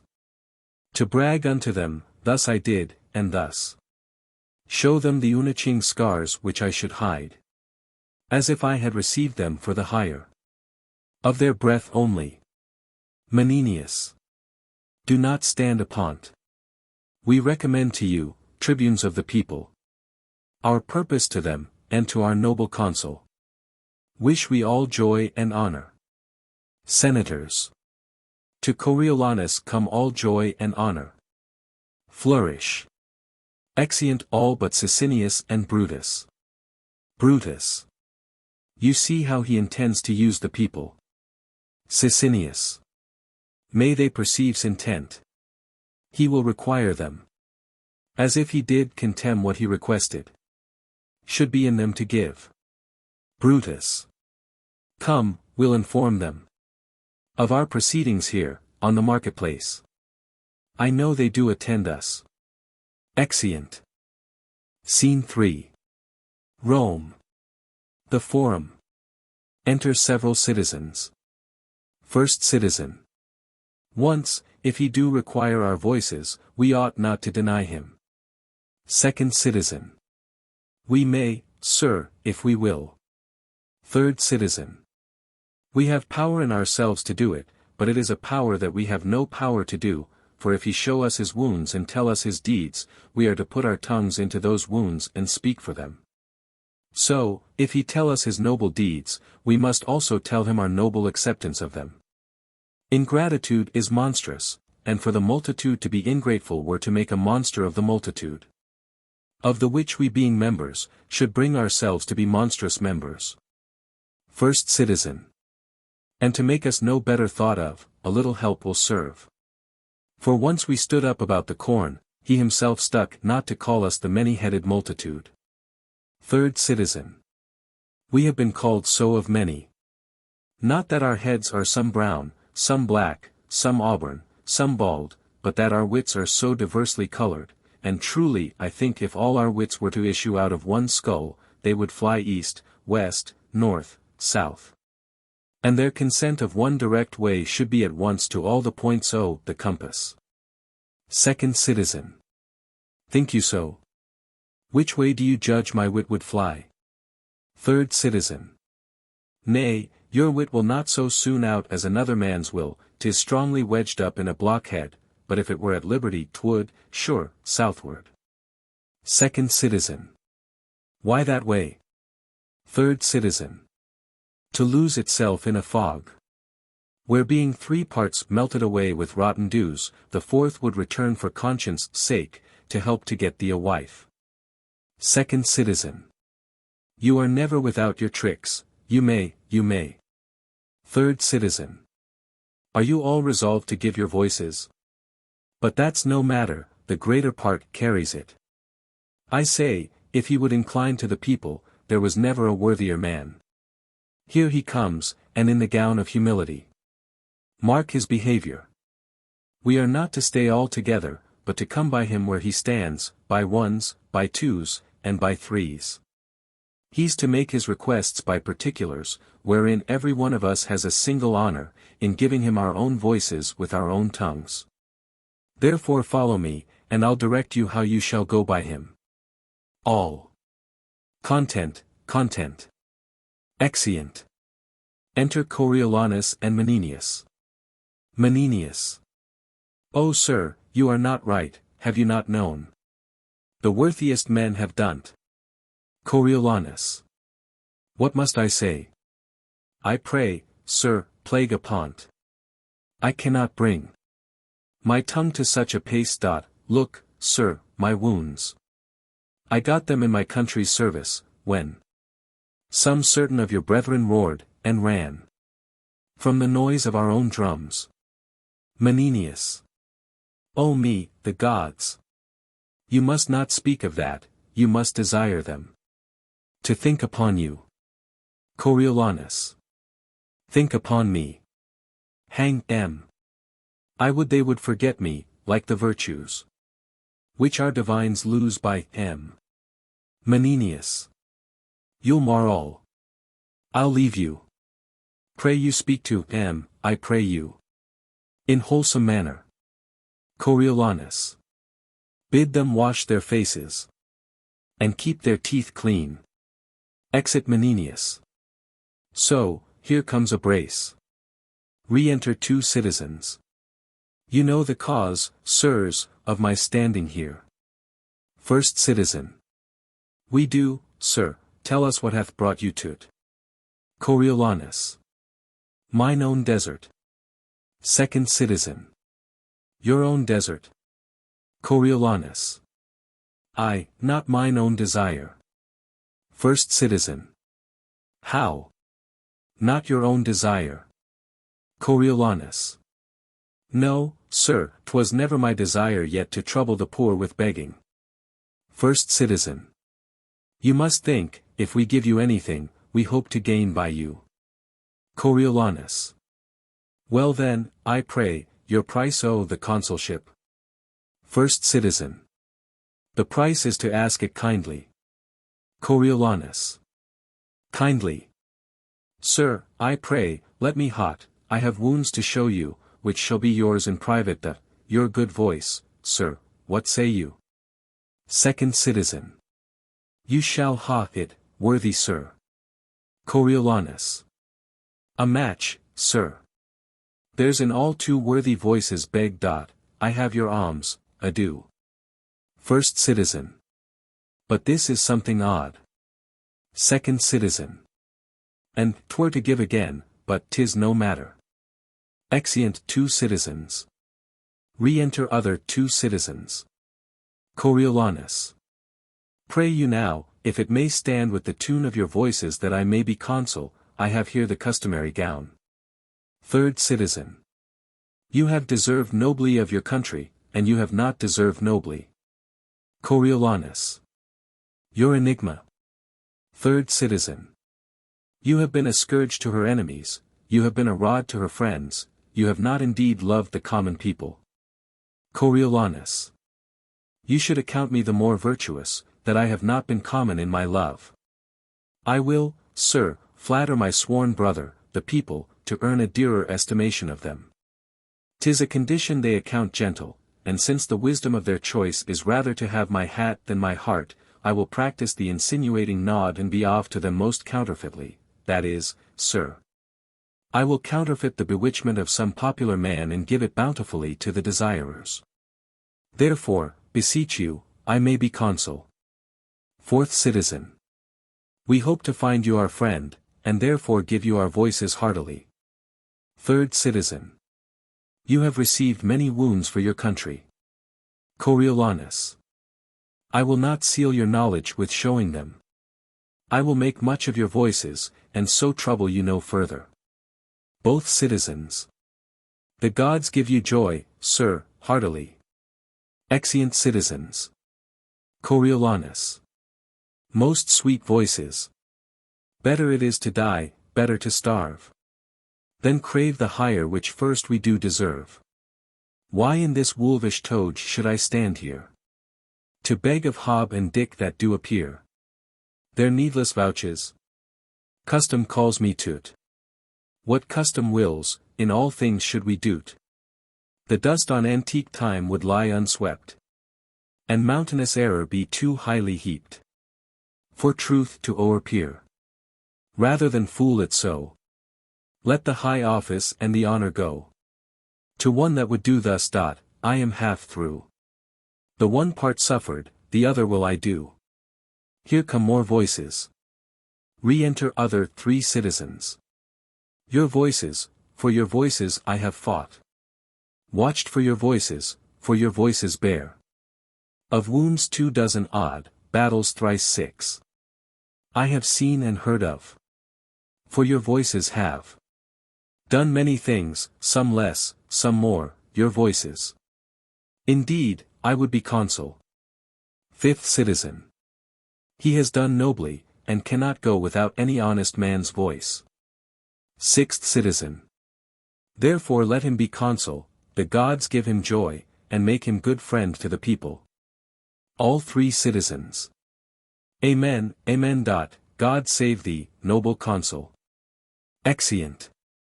Coriolanus. Worthy voices. Re-enter Menenius, with Brutus and Sicinius. Menenius. You have stood your limitation, and the tribunes. Endue you with the people's voice, remains.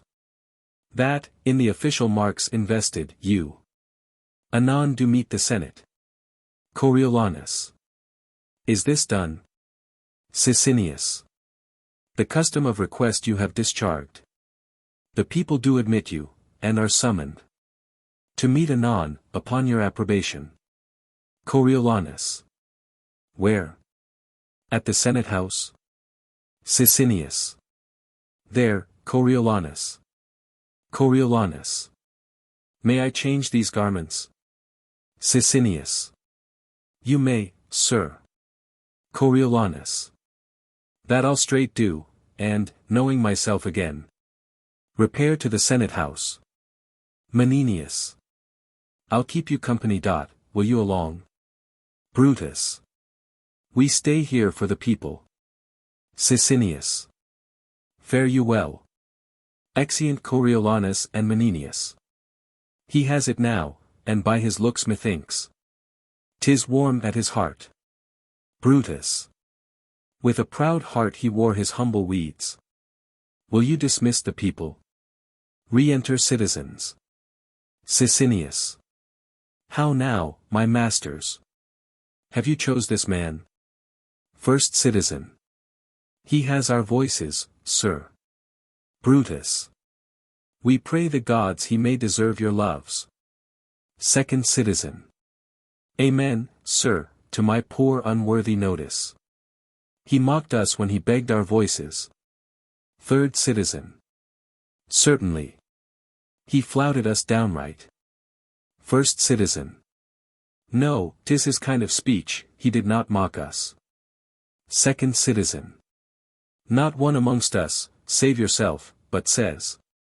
He used us scornfully, he should have showed us his marks of merit, wounds received for his country. Sicinius.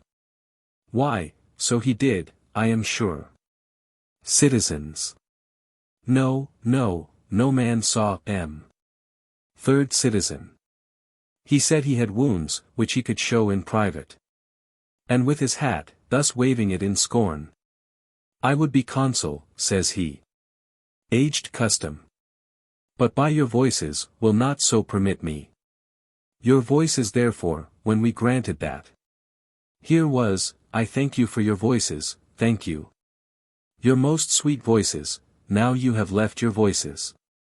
I have no further with you, was not this mockery? Sicinius. Why either were you ignorant to seat? Or, seeing it, of such childish friendliness? To yield your voices? Brutus. Could you not have told him? As you were lessoned, when he had no power. But was a petty servant to the state. He was your enemy. Ever spake against your liberties, and the charters that you bear. I, the body of the wheel, and now, arriving a place of potency and sway the state. If he should still malignantly remain fast foe to the plebii, your voice is might. Be curses to yourselves. You should have said that as his worthy deeds did claim no less than what he stood for, so his gracious nature would think upon you for your voices, and translate his malice towards you into love. Standing your friendly lord, Sicinius. Thus to have said, as you were for advist, had touched his spirit, and tried his inclination, from him plucked either his gracious promise, which you might, as cause had called you up, have held him to, or else it would have galled his surly nature, which easily endures not article, tying him to aught, so, putting him to rage, you should have ta'en the advantage of his choler, and passed him unelected. Brutus. Did you perceive? He did solicit you in free contempt, when he did need your loves, and do you think that his contempt shall not be bruising to you, when he hath power to crush? Why, had your bodies no heart among you? Or had you tongues to cry against the rectorship of judgment? Sicinius. Have you ere now denied the asker, and now again of him that did not ask but mock, bestow your sued for tongues? Third citizen. He's not confirmed, we may deny him yet. Second citizen. And we'll deny him. I'll have 500 voices of that sound. First citizen. I twice 500, and their friends to peace m. Brutus. Get you hence instantly. And tell those friends they have chose a consul that will from them take their liberties, make them of no more voice than dogs, that are as often beat for barking, as therefore kept to do so. Sicinius. Let them assemble, and, on a safer judgment, all revoke your ignorant election, enforce his pride, and his old hate unto you. Besides, forget not with what contempt he wore the humble weed, how in his suit he scorned you, but your loves, thinking upon his services, took from you apprehension of his present portents, which, most gibingly, ungravely, he did fashion after the inveterate hate he bears you. Brutus. Lay a fault on us, your tribunes, that we labored no impediment between, but that you must cast your election on him. Sicinius. Say you chose him more after our commandment than as guided by your own true affections, and that your minds, preoccupied with what you rather must do than what you should, made you against the grain to voice him consul. Lay the fault on us. Brutus. Ay, spare us not. Say we read lectures to you. How youngly he began to serve his country. How long continued, and what stock he springs of. The noble house the Marcians. From whence came that Caius Marcius, Numa's daughter's son, who, after great Hostilius, here was king.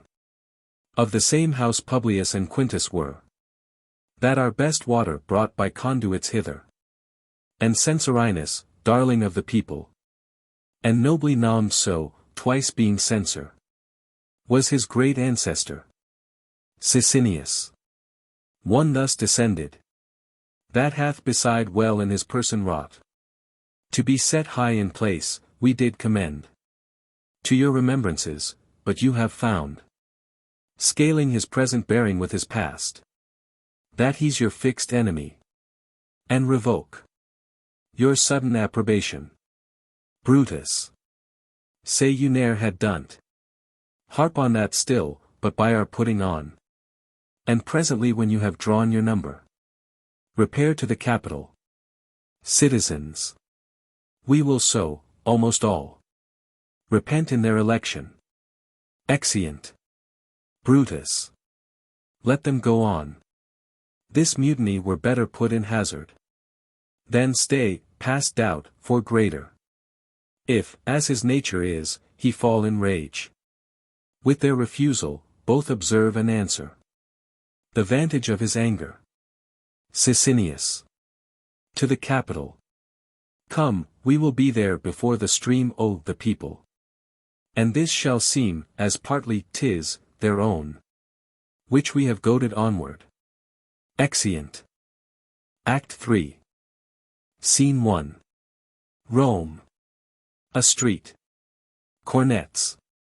Enter Coriolanus, Menenius, Cominius, Titus Lartius. Senators, and patricians. Coriolanus. Tullus Aufidius, then, had made new head. Lartius. He had, my lord. And that it was which coust our swifter composition. Coriolanus. So then the valses stand but as at first. Ready, when time shall prompt them, to make road. Uponce again. Cominius. They are worn, Lord Consul, so that we shall hardly in our ages see their banners wave again. Coriolanus. Saw you Aufidius? Lartius. On safeguard he came to me, and did curse against the valses, for they had so vilely yielded the town. He is returned to Antium. Coriolanus. Spoke he of me? Lartius. He did, my lord. Coriolanus. How? What? Lartius. How often he had met you, sword to sword. That of all things upon the earth he hated your person most. That he would pawn his fortunes to hopeless restitution, so he might be called your vanquisher. Coriolanus. At Antium lives he? Lartius. At Antium. Coriolanus. I wish I had a cause to seek him there. To oppose his hatred fully. Welcome home. To Laertes. Enter Sicinius and Brutus. Behold. These are the tribunes of the people. The tongues, the common mouth. I do despise them. For they do prank them in authority against all noble sufferance. Sicinius. Pass no further. Coriolanus. Ha! What is that? Brutus. It will be dangerous to go on, no further. Coriolanus. What makes this change? Menenius. The matter? Cominius. Hath he not passed the noble and the commons? Brutus. Cominius, no. Coriolanus. Have I had children's voices? First Senator. Tribunes, give way, he shall to the marketplace. Brutus. The people are incensed against him. Sicinius. Stop. Or all will fall in broil. Coriolanus. Are these your herd? Must these have voices, that can yield them now?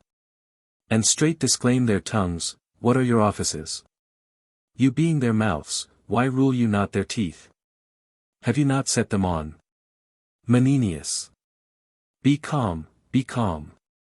Coriolanus. It is a purposed thing, and grows by plot. To curb the will of the nobility. Suffered, and live with such as cannot rule. Nor ever will be ruled. Brutus. Call't not a plot. The people cry you mocked them. And of late, when corn was given them gratis, you repined. Scandaled the suppliants for the people, called them time-pleasers, flatterers, foes to nobleness. Coriolanus. Why, this was known before. Brutus. Not to them all. Coriolanus. Have you informed them? Sit hence. Brutus. How? I inform them. Cominius.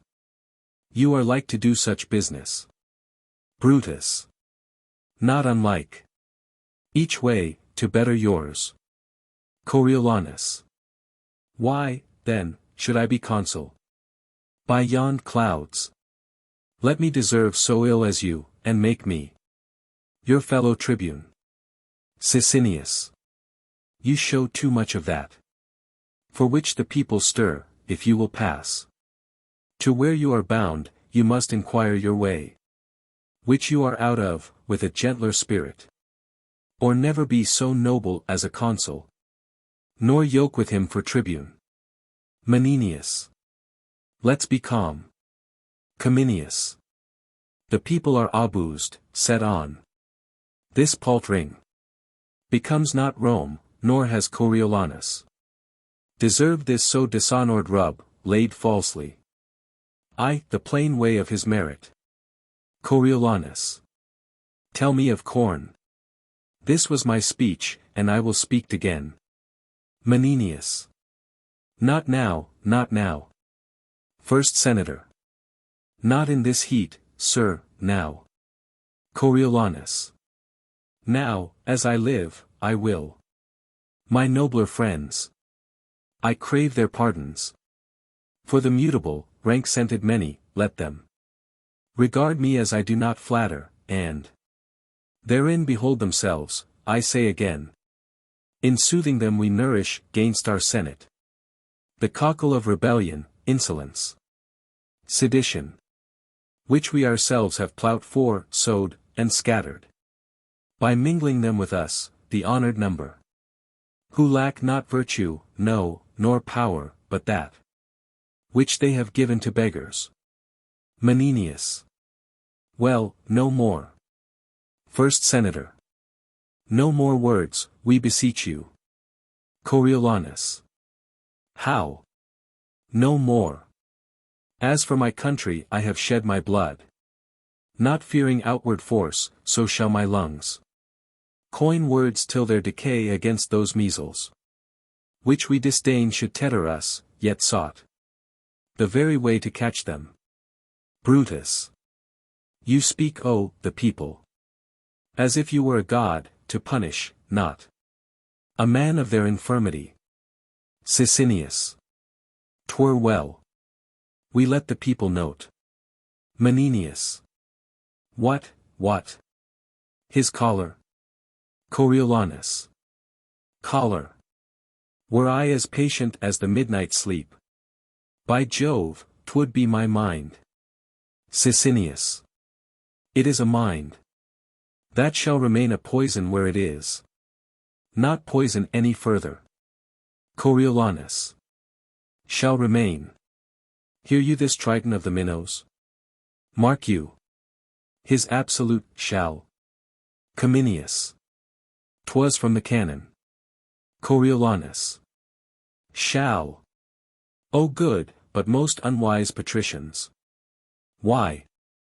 You grave but reckless senators, have you thus given Hydra leave to choose an officer, that with his peremptory shall, being but the horn and noise, the monster, wants not spirit, to say he'll turn your current in a ditch, and make your channel his?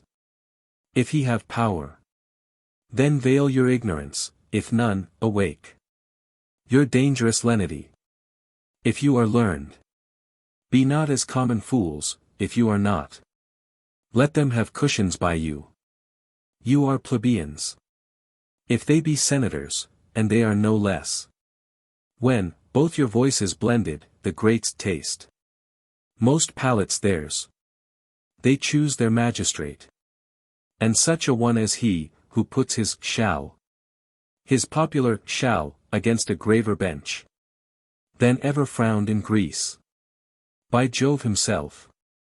It makes the consuls base, and my soul aches to know, when two authorities are up, neither supreme, how soon confusion may enter, twixt the gap of both and take the one by the other.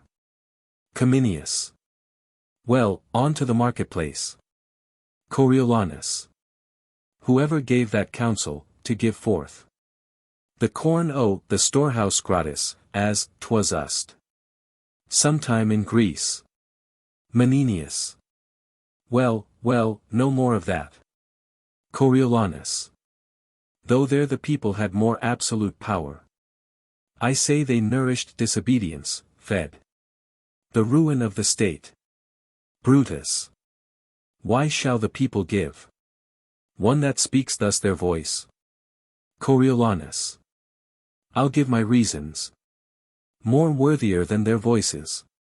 They know the corn was not our recompense, resting well assured. They ne'er did service for't, being pressed to the war. Even when the navel of the state was touched, they would not thread the gates. This kind of service did not deserve corn gratis, being the war. Their mutinies and revolts, wherein they showed most valor, spoke not for them. The accusation which they have often made against the Senate, all cause unborn, could never be the motive of our so frank donation. Well, what then? How shall this bison multitude digest the Senate's courtesy? Let deeds express what's like to be their words. We did request it. We are the greater poll, and in true fear they gave us our demands. Thus we debase the nature of our seats, and make the rabble call our cares fears, which will in time break ope the locks o' the Senate and bring in the crows to peck the eagle's dot. Menenius. Come, enough. Brutus. Enough, with overmeasure. Coriolanus. No, take more. What may be sworn by, both divine and human. Seal what I end withal, this double worship. Where one part does disdain with cause, the other insult without all reason.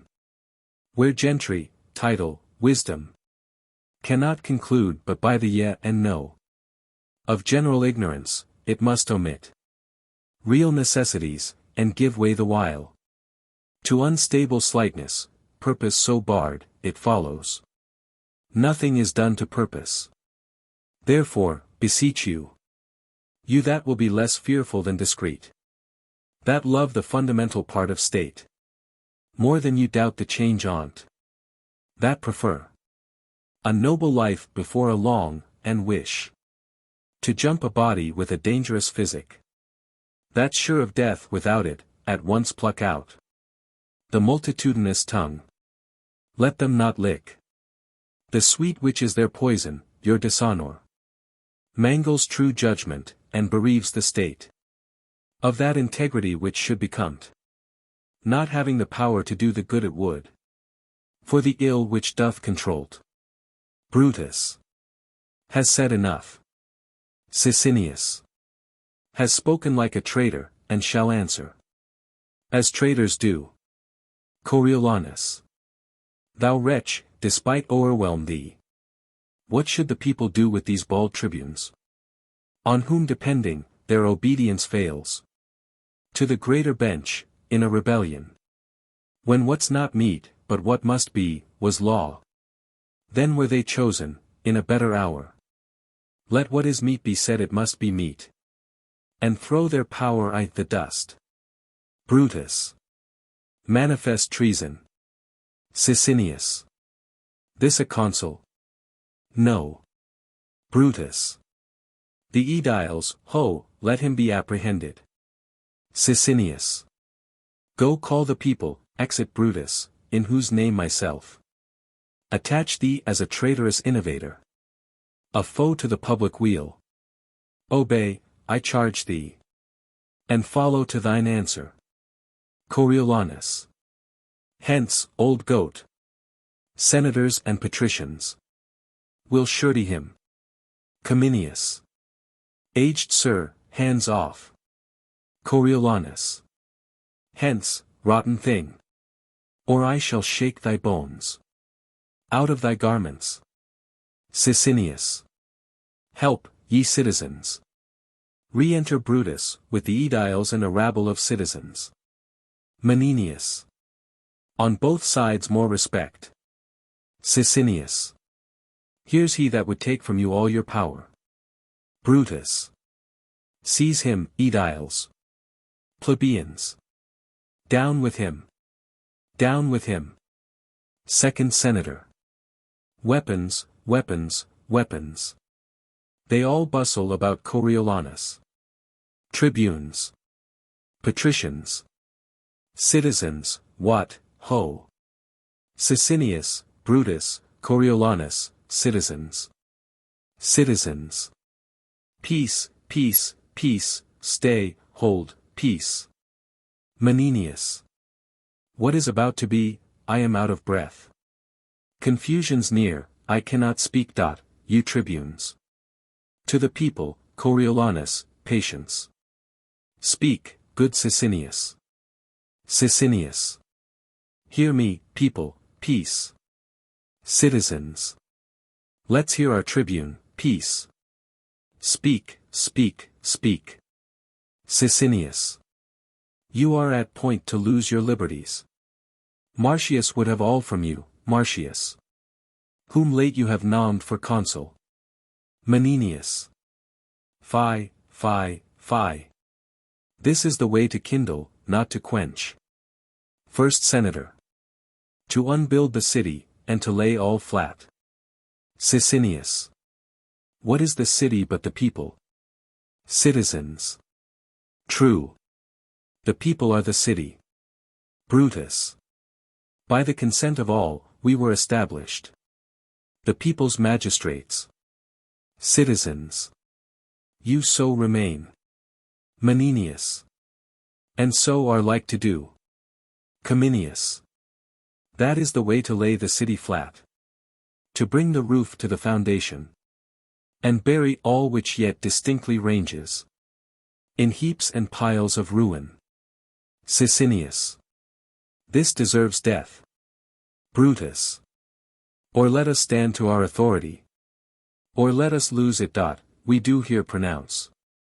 Upon the part the people, in whose power we were elected theirs, Marcius is worthy of present death. Sicinius. Therefore lay hold of him. Bear him to the rock Tarpeian, and from thence into destruction cast him. Brutus. Aediles, seize him.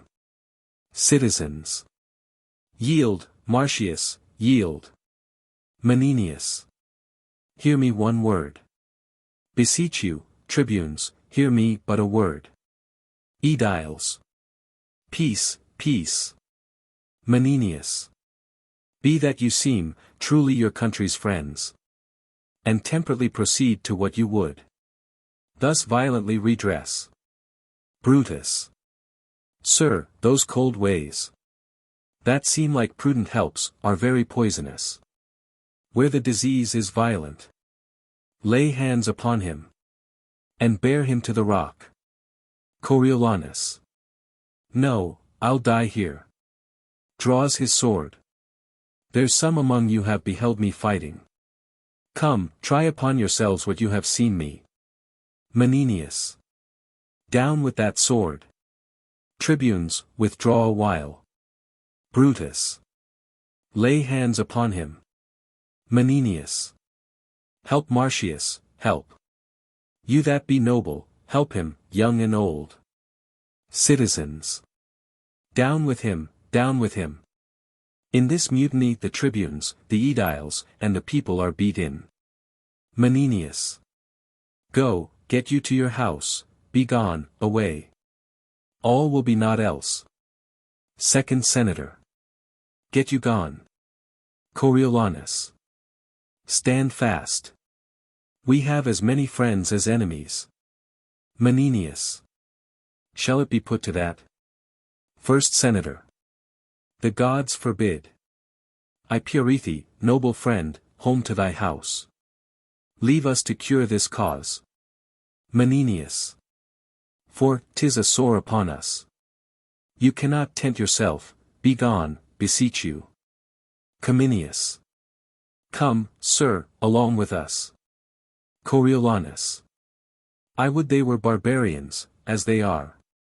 Though in Rome littered, not Romans, as they are not. Though calved the porch the capital. Menenius. Be gone. Put not your worthy rage into your tongue. One time will owe another. Coriolanus. On fair ground. I could beat 40 of them. Menenius. I could myself. Take up a brace, oh, the best of them, yeah, the 2 tribunes. Cominius. But now, 'tis odds beyond arithmetic. And manhood is called foolery when it stands against a falling fabric. Will you hence? Before the tag return?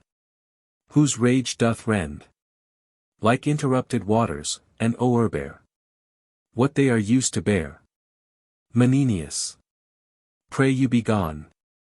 I'll try whether my old wit be in request.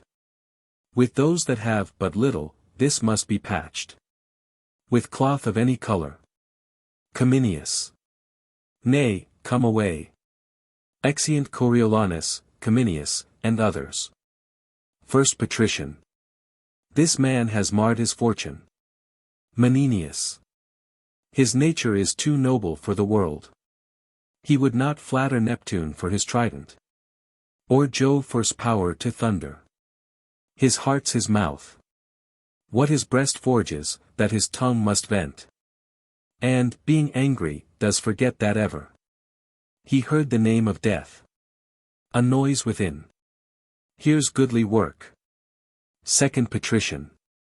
I would they were abed. Menenius. I would they were in Tiber. What the vengeance, could he not speak them fair? Re-enter Brutus and Sicinius, with the rabble. Sicinius. Where is this viper?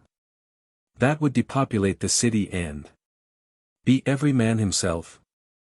Menenius. You worthy tribunes. Sicinius. He shall be thrown down the Tarpeian rock. With rigorous hands, he hath resisted law. And therefore law shall scorn him further trial. Then the severity of the public power, which he so sets at naught. First citizen. He shall well know. The noble tribunes are the people's mouths. And we their hands. Citizens. He shall, sure on't. Menenius. Sir, sir. Sicinius. Peace. Menenius. Do not cry havoc, where you should but hunt. With modest warrant. Sicinius. Sir, how comes that you have hoped to make this rescue? Menenius. Hear me speak. As I do know the consul's worthiness, so can I name his faults. Sicinius. Consul, what consul? Menenius. The consul Coriolanus. Brutus. He consul. Citizens. No, no, no, no, no. Menenius. If, by the tribune's leave, and yours, good people, I may be heard, I would crave a word or two, the which shall turn you to no further harm than so much loss of time. Sicinius. Speak briefly, then. For we are peremptory to dispatch this viperous traitor, to eject him hence. Were but one danger, and to keep him here. Our certain death, therefore it is decreed. He dies tonight. Menenius. Now the good gods forbid that our renowned Rome, whose gratitude towards her deserved children is enrolled in Jove's own book, like an unnatural dam, should now eat up her own. Sicinius. He's a disease that must be cut away. Menenius. Oh, he's a limb that has but a disease. Mortal, to cut it off, to cure it, easy. What has he done to Rome that's worthy death? Killing our enemies, the blood he hath lost, which I dare vouch is more than that he hath. By many an ounce, he dropped it for his country. And what is left, to lose it by his country, were to us all, that do't and suffer it, a brand to the end, oh, the world. Sicinius. This is clean cam. Brutus. Merely awry, when he did love his country. It honored him. Menenius. The service of the foot, being once gangrened, is not then respected. For what before it was. Brutus. Will hear no more. Pursue him to his house, and pluck him thence. Lest his infection, being of catching nature, spread further. Menenius. One word more, one word. This tiger-footed rage, when it shall find the harm of unscanned swiftness, will, too late, tie leaden pounds to's heels. Proceed by process. Lest parties, as he is beloved, break out, and sack great Rome with Romans. Brutus. If it were so. Sicinius. What do ye talk? Have we not had a taste of his obedience? Our aediles smote. Ourselves resisted, come. Menenius. Consider this, he has been bred i' the wars. Since but could draw a sword, and is ill-schooled. In bolted language, meal and bran together. He throws without distinction. Give me leave. I'll go to him and undertake to bring him. Where he shall answer, by a lawful form. In peace, to his utmost peril. First Senator. Noble tribunes. It is the humane way, the other course will prove too bloody. And the end of it, unknown to the beginning. Sicinius. Noble Menenius. Be you then as the people's officer. Masters, lay down your weapons. Brutus. Go not home. Sicinius. Meet on the marketplace. We'll attend you there. Where, if you bring not Marcius, we'll proceed in our first way. Menenius. I'll bring him to you. To the senators. Let me desire your company, he must come. Or what is worst will follow. First Senator. Pray you let's to him. Exeunt. Scene 2. Rome. A room in Coriolanus's house. Enter Coriolanus and patricians. Coriolanus. Let them pull all about mine ears, present me death on the wheel, or at wild horses' heels. Or pile 10 hills on the Tarpeian rock, that the precipitation might down stretch below the beam of sight, yet will I still be thus to them. First Patrician. You do the nobler. Coriolanus. I muse my mother does not approve me further, who was wont to call them woolen vassals, things created to buy and sell with groats, to show bare heads in congregations, to yawn, be still, and wonder. When one but of my ordinance stood up to speak of peace or war. Enter Volumnia. I talk of you, to Volumnia. Why did you wish me milder? Would you have me false to my nature? Rather say, I play the man I am. Volumnia. Oh, sir, sir, sir. I would have had you put your power well on before you had worn it out. Coriolanus. Let go. Volumnia. You might have been enough the man you are. With striving less to be so, lesser had been the thwartings of your dispositions, if you had not showed them how ye were disposed, ere they lacked power to cross you. Coriolanus. Let them hang. Volumnia. Aye, and burn too. Enter Menenius with the senators. Menenius. Come, come, you have been too rough, something too rough. You must return and mend it. First Senator. There's no remedy.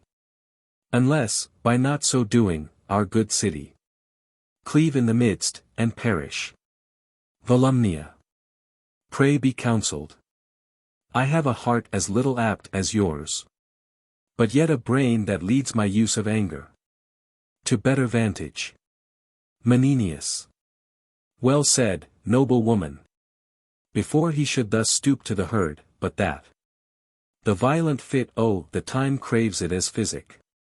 For the whole state, I would put mine armor on, which I can scarcely bear. Coriolanus. What must I do? Menenius. Return to the tribunes. Coriolanus. Well, what then? What then? Menenius. Repent what you have spoke. Coriolanus. For them, I cannot do it to the gods. Must I then do to them? Volumnia. You are too absolute. Though therein you can never be too noble. But when extremities speak, I have heard you say, honor and policy, like unsevered friends. The war do grow together, grant that, and tell me. In peace what each of them by other lose. That they combine not there. Coriolanus. Tush, tush. Menenius. A good demand. Volumnia. If it be honor in your wars to seem the same you are not, which for your best ends you adopt your policy, how is it less or worse? That it shall hold companionship in peace with honor as in war. Since that to both it stands in like request. Coriolanus. Why force you this? Volumnia. Because that now it lies you on to speak to the people, not by your own instruction, nor by the matter which your heart prompts you, but with such words that are but rooted in your tongue, though but bastards and syllables, of no allowance to your bosom's truth. Now, this no more dishonors you at all, than to take in a town with gentle words, which else would put you to your fortune and the hazard of much blood. I would dissemble with my nature where my fortunes and my friends at stake required. I should do so in honor, I am in this. Your wife, your son, these senators, the nobles.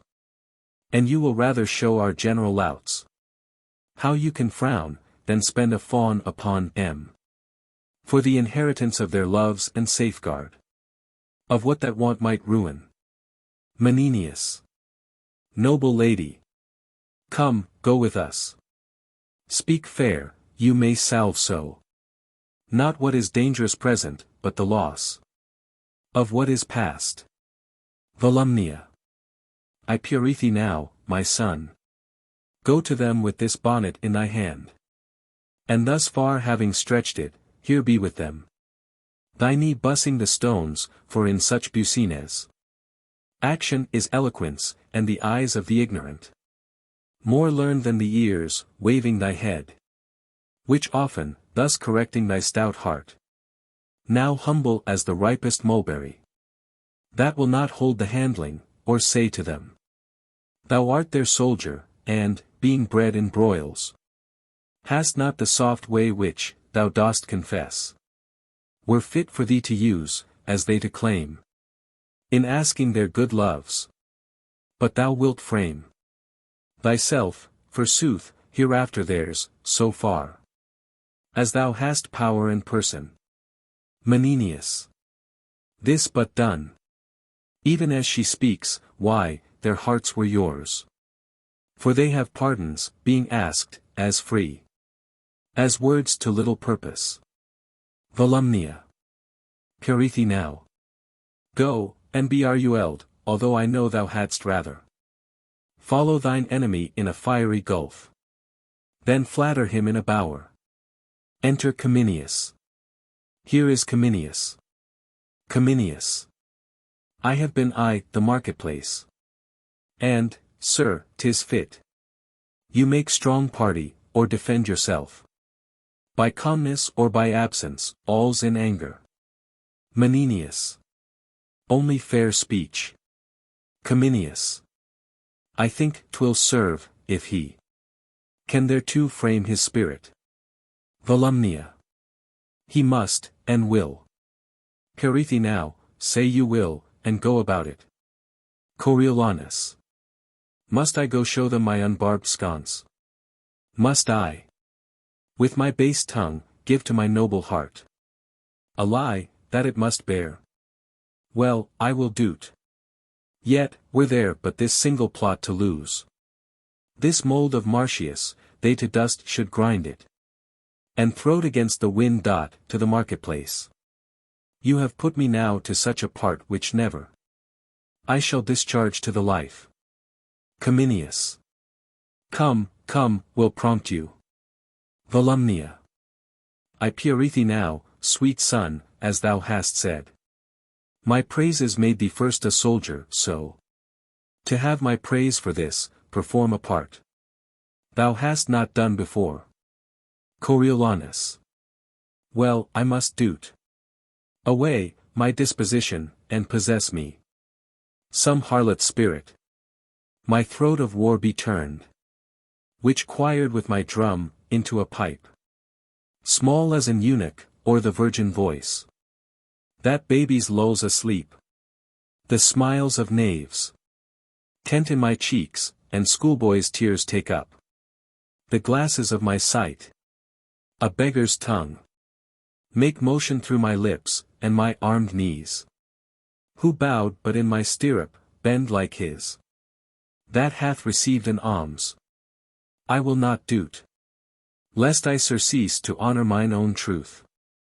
And by my body's action teach my mind. A most inherent baseness. Volumnia. At thy choice, then. To beg of thee, it is my more dishonor than thou of them. Come all to ruin, let thy mother rather feel thy pride than fear thy dangerous stoutness, for I mock at death. With as big heart as thou. Do as thou list. Thy valiantness was mine, thou suck'dst it from me. But oh thy pride thyself. Coriolanus. Pray, be content. Mother, I am going to the marketplace. Chide me no more. I'll mountebank their loves. Cog their hearts from them, and come home beloved. Of all the trades in Rome. Look, I am going. Commend me to my wife. I'll return consul. Or never trust to what my tongue can do. The way of flattery further. Volumnia. Do your will. Exit. Cominius. Away. The tribunes do attend you, arm yourself. To answer mildly. For they are prepared. With accusations, as I hear, more strong than are upon you yet. Coriolanus. The word is, mildly. Pray you let us go. Let them accuse me by invention, I will answer in mine honor. Menenius. But mildly. Coriolanus. Well, mildly be it then, mildly. Exeunt. Scene 3. Rome. The Forum. Enter Sicinius and Brutus. Brutus. In this point charge him home, that he affects tyrannical power, if he evade us there. Enforce him with his envy to the people. And that the spoil got on the Antiates was ne'er distributed. Enter an aedile. What, will he come? Aedile. He's coming. Brutus. How accompanied? Aedile. With old Menenius, and those senators that always favored him. Sicinius. Have you a catalogue of all the voices that we have procured? Set down by the poll. Aedile. I have, 'tis ready. Sicinius. Have you collected them by tribes? Aedile. I have. Sicinius. Assemble presently the people hither. And when they hear me say, it shall be so. The right and strength, the commons, be it either. For death, for fine, or banishment, then let them. If I say fine, cry, fine. If death, cry, death. Insisting on the old prerogative. And power, the truth, the cause. Aedile. I shall inform them. Brutus. And when such time they have begun to cry, let them not cease, but with a din confused enforce the present execution. Of what we chance to sentence. Aedile. Very well. Sicinius. Make them be strong, and ready for this hint. When we shall hap to gift them. Brutus. Go about it. Exit Aedile. Put him to collar straight, he hath been used. Ever to conquer, and to have his worth. Of contradiction. Being once chaffed, he cannot. Be reined again to temperance, then he speaks. What's in his heart, and that is there which looks. With us to break his neck. Sicinius. Well, here he comes. Enter Coriolanus, Menenius, Cominius, senators, and patricians. Menenius. Calmly, I do beseech you. Coriolanus. I, as an ostler, that for the poorest piece. Will bear the knave by the volume. The honored gods.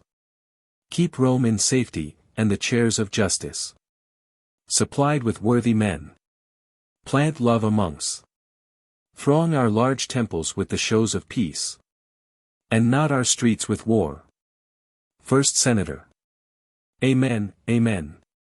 Menenius. A noble wish. Re-enter the Aedile, with citizens. Sicinius. Draw near, ye people. Aedile. List to your tribunes, audience, peace, I say. Coriolanus. First, hear me speak. Both tribunes. Well, say peace, ho. Coriolanus. Shall I be charged no further than this present? Must all determine here? Sicinius. I do demand. If you submit you to the people's voices. Allow their officers, and are content. To suffer lawful censure for such faults. As shall be proved upon you. Coriolanus. I am content. Menenius. Lo, citizens, he says he is content. The warlike service he has done, consider, think. Upon the wounds his body bears, which show. Like graves the holy churchyard. Coriolanus. Scratches with briars. Scars to move laughter only. Menenius. Consider further. That when he speaks not like a citizen. You find him like a soldier, do not take. His rougher accents for malicious sounds. But, as I say, such as become a soldier. Rather than envy you. Cominius. Well, no more. Coriolanus. What is the matter? That being passed for consul with full voice. I am so dishonored that the very hour. You take it off again. Sicinius. Answer to us. Coriolanus. Say then, 'tis true, I ought so. Sicinius. We charge you that you have contrived to take. From Rome all seasoned office, and to wind. Yourself into a power tyrannical. For which you are a traitor to the people. Coriolanus. How? Traitor. Menenius. Nay, temperately, your promise. Coriolanus. The fires the lowest hell fold in the people. Call me their traitor, thou injurious tribune. Within thine eyes sat 20,000 deaths. In thy hands clutched as many millions, in thy lying tongue both numbers, I would say. Thou least unto thee with a voice as free. As I do pray the gods. Sicinius. Mark you this, people. Citizens. To the rock, with him. Sicinius. Peace. We need not put new matter to his charge. What you have seen him do and heard him speak. Beating your officers, cursing yourselves. Opposing laws with strokes, and here defying. Those whose great power must try him. Even this. So criminal and in such capital kind.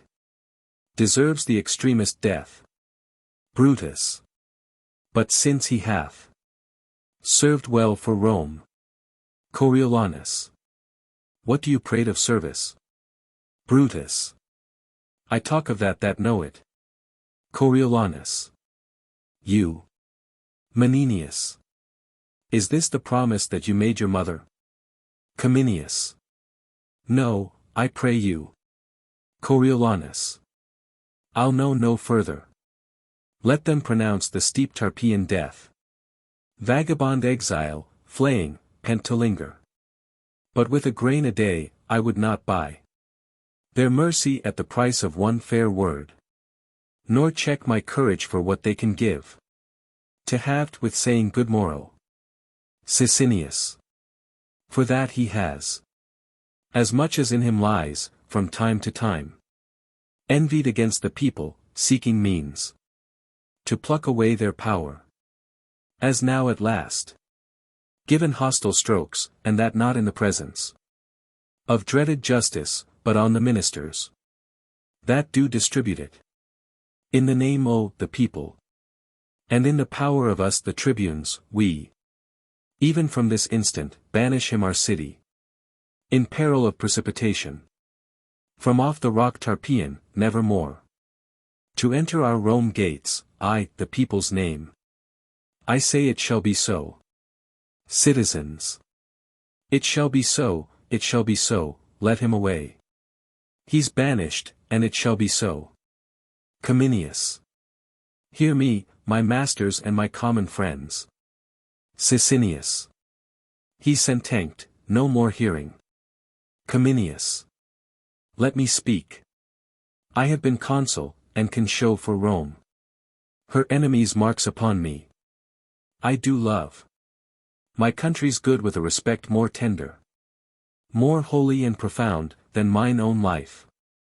My dear wife's estimate, her womb's increase, and treasure of my loins, than if I would speak that. Sicinius. We know your drift. Speak what? Brutus. There's no more to be said, but he is banished. As enemy to the people and his country. It shall be so. Citizens.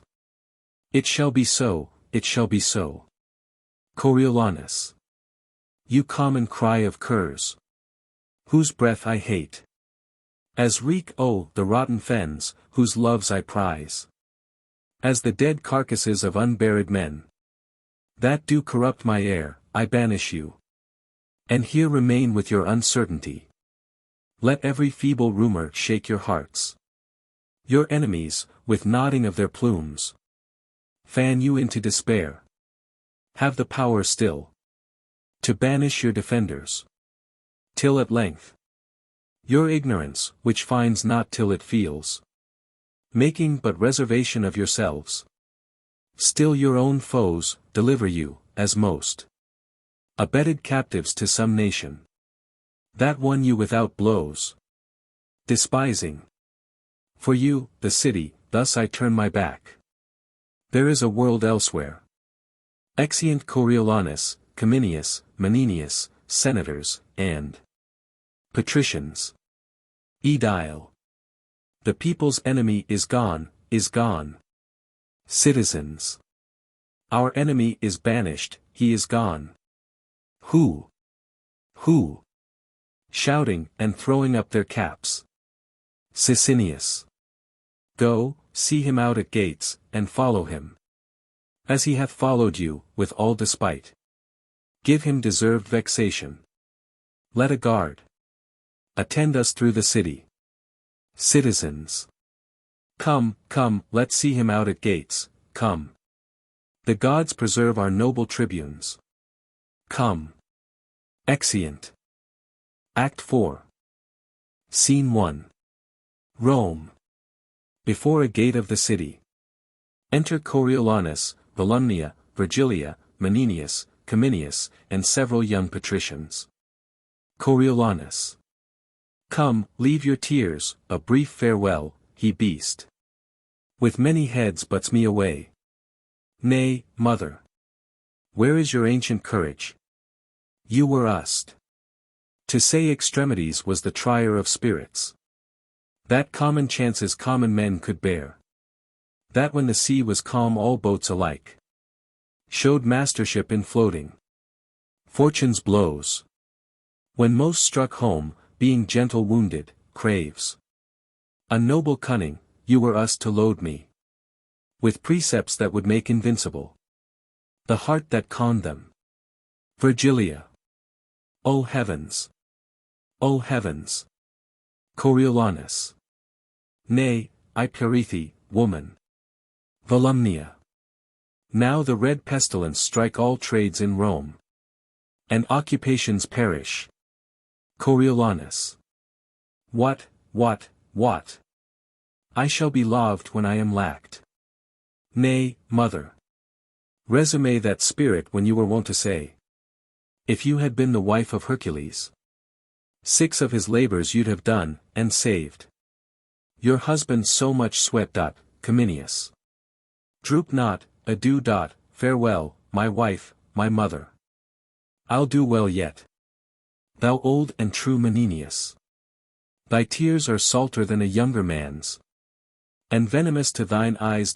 My sometime general. I have seen thee stern, and thou hast oft beheld heart-hardening spectacles.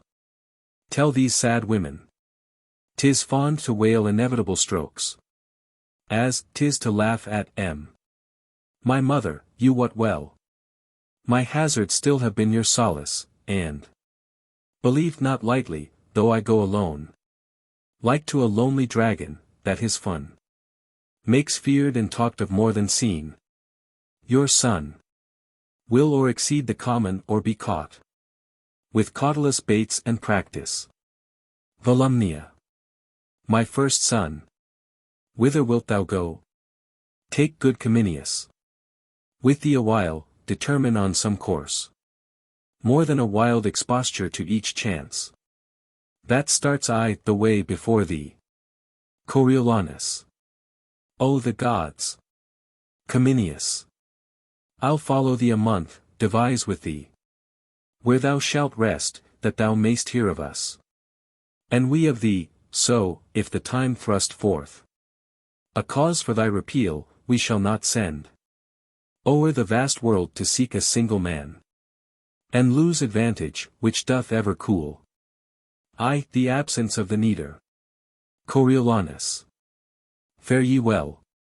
Thou hast years upon thee, and thou art too full of the war's surfeits to go rove with one that's yet unbruised. Bring me but out at gate. Come, my sweet wife, my dearest mother, and my friends of noble touch, when I am forth, bid me farewell, and smile. I pray you, come. While I remain above the ground, you shall hear from me still, and never of me aught but what is like me formerly. Menenius. That's worthily as any ear can hear. Come, let's not weep. If I could shake off but 7 years from these old arms and legs, by the good gods, I'd with thee every foot. Coriolanus. Give me thy hand. Come. Exeunt. Scene 2. Rome. A street near the gate. Enter Sicinius, Brutus, and an aedile. Sicinius. Bid them all home, he's gone, and will no further. The nobility are vexed, whom we see have sided in his behalf. Brutus. Now we have shown our power, let us seem humbler after it is done than when it was doing. Sicinius. Bid them home. Say their great enemy is gone, and they stand in their ancient strength. Brutus. Dismiss them home. Exit aedile. Here comes his mother. Sicinius. Let's not meet her. Brutus. Why? Sicinius. They say she's mad. Brutus. They have ta'en note of us, keep on your way. Enter Volumnia, Virgilia, and Menenius. Volumnia. Oh, you're well met, the hoarded plague. Oh, the gods requite your love. Menenius. Peace, peace, be not so loud. Volumnia. If that I could for weeping, you should hear. Nay, and you shall hear some. To Brutus. Will you be gone? Virgilia. You shall stay too. To Sicinius, I would I had the power to say so to my husband. Sicinius. Are you mankind? Volumnia. I, fool, is that a shame? Note but this, fool. Was not a man my father? Hadst thou foxship to banish him that struck more blows for Rome than thou hast spoken words? Sicinius. O blessed heavens! Volumnia. More noble blows than ever thou wise words. And for Rome's good. I'll tell thee what, yet go. Nay, but thou shalt stay too. I would my son were in Arabia, and thy tribe before him, his good sword in his hand. Sicinius. What then? Virgilia. What then? He'd make an end of thy posterity. Volumnia. Bastards and all. Good man, the wounds that he does bear for Rome. Menenius. Come, come, peace. Sicinius. I would he had continued to his country as he began, and not unknit himself. The noble knot he made. Brutus. I would he had. Volumnia. I would he had. 'Twas you incensed the rabble. Cats, that can judge as fitly of his worth as I can of those mysteries which heaven will not have earth to know. Brutus. Pray, let us go. Volumnia. Now, pray, sir, get you gone. You have done a brave deed. Ere you go, hear this.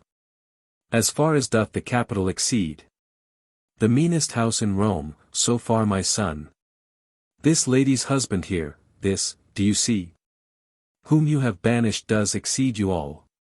Brutus. Well, well, we'll leave you. Sicinius. Why stay we to be baited with one that wants her wits? Volumnia. Take my prayers with you. Exeunt tribunes.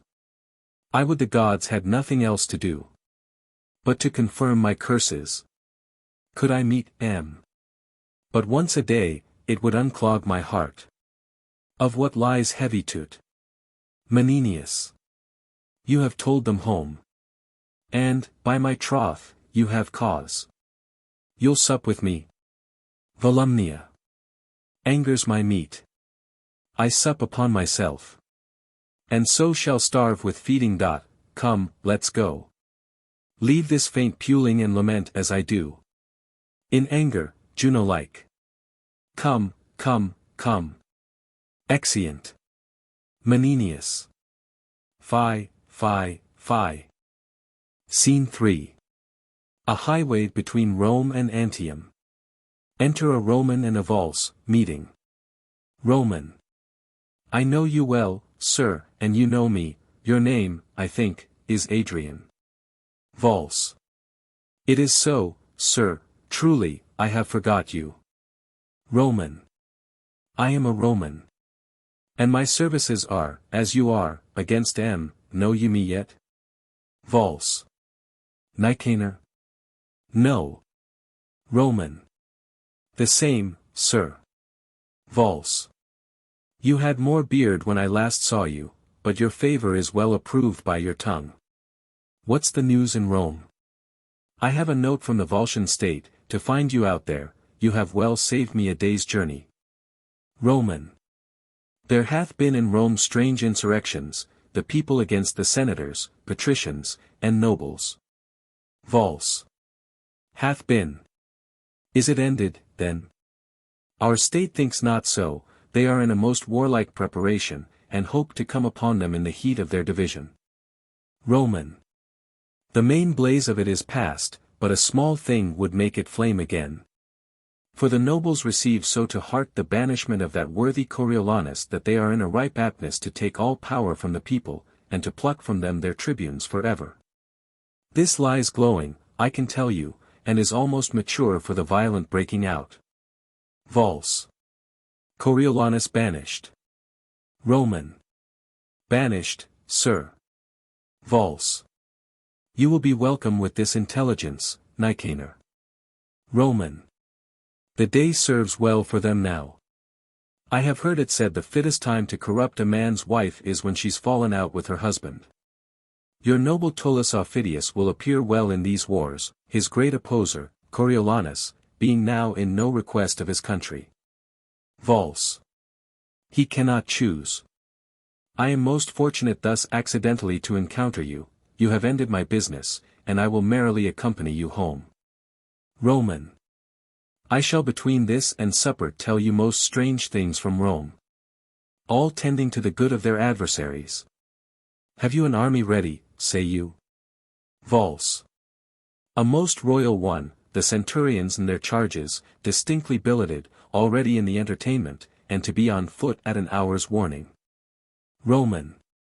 I am joyful to hear of their readiness, and am the man, I think, that shall set them in present action. So, sir, heartily well met, and most glad of your company. Vols. You take my part from me, sir, I have the most cause to be glad of yours. Roman. Well, let us go together. Exeunt. Scene 4. Antium. Before Aufidius's house. Enter Coriolanus, in mean apparel, disguised and muffled. Coriolanus. A goodly city is this Antium. City. 'Tis I that made thy widows, many an heir. Of these fair edifices, for my wars. Have I heard groan and drop, then know me not. Lest that thy wives with spits and boys with stones. In puny battle slay me. Enter a citizen. Save you, sir. Citizen. And you. Coriolanus. Direct me, if it be your will. Where great Aufidius lies, is he in Antium? Citizen. He is, and feasts the nobles of the state. At his house this night. Coriolanus. Which is his house, beseech you? Citizen. This, here, before you. Coriolanus. Thank you, sir, farewell. Exit citizen. O world, thy slippery turns. Friends now fast sworn. Whose double bosoms seems to wear one heart. Whose hours, whose bed, whose meal and exercise. Are still together, who twin, as 'twere, in love. Unseparable, shall within this hour. On a dissension of a doit. Break out. To bitterest enmity. So fellest foes. Whose passions and whose plots have broke their sleep. To take the one the other, by some chance. Some trick not worth an egg, shall grow dear friends. And interjoin their issues. So with me. My birthplace hate I, and my loves upon. This enemy town I'll enter, if he slay me.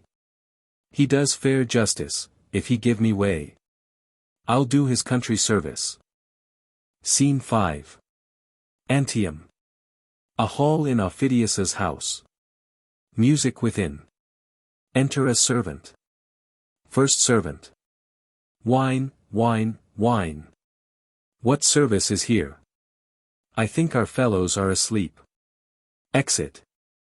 Enter a second servant. Second servant. Where's Codus? My master calls for him.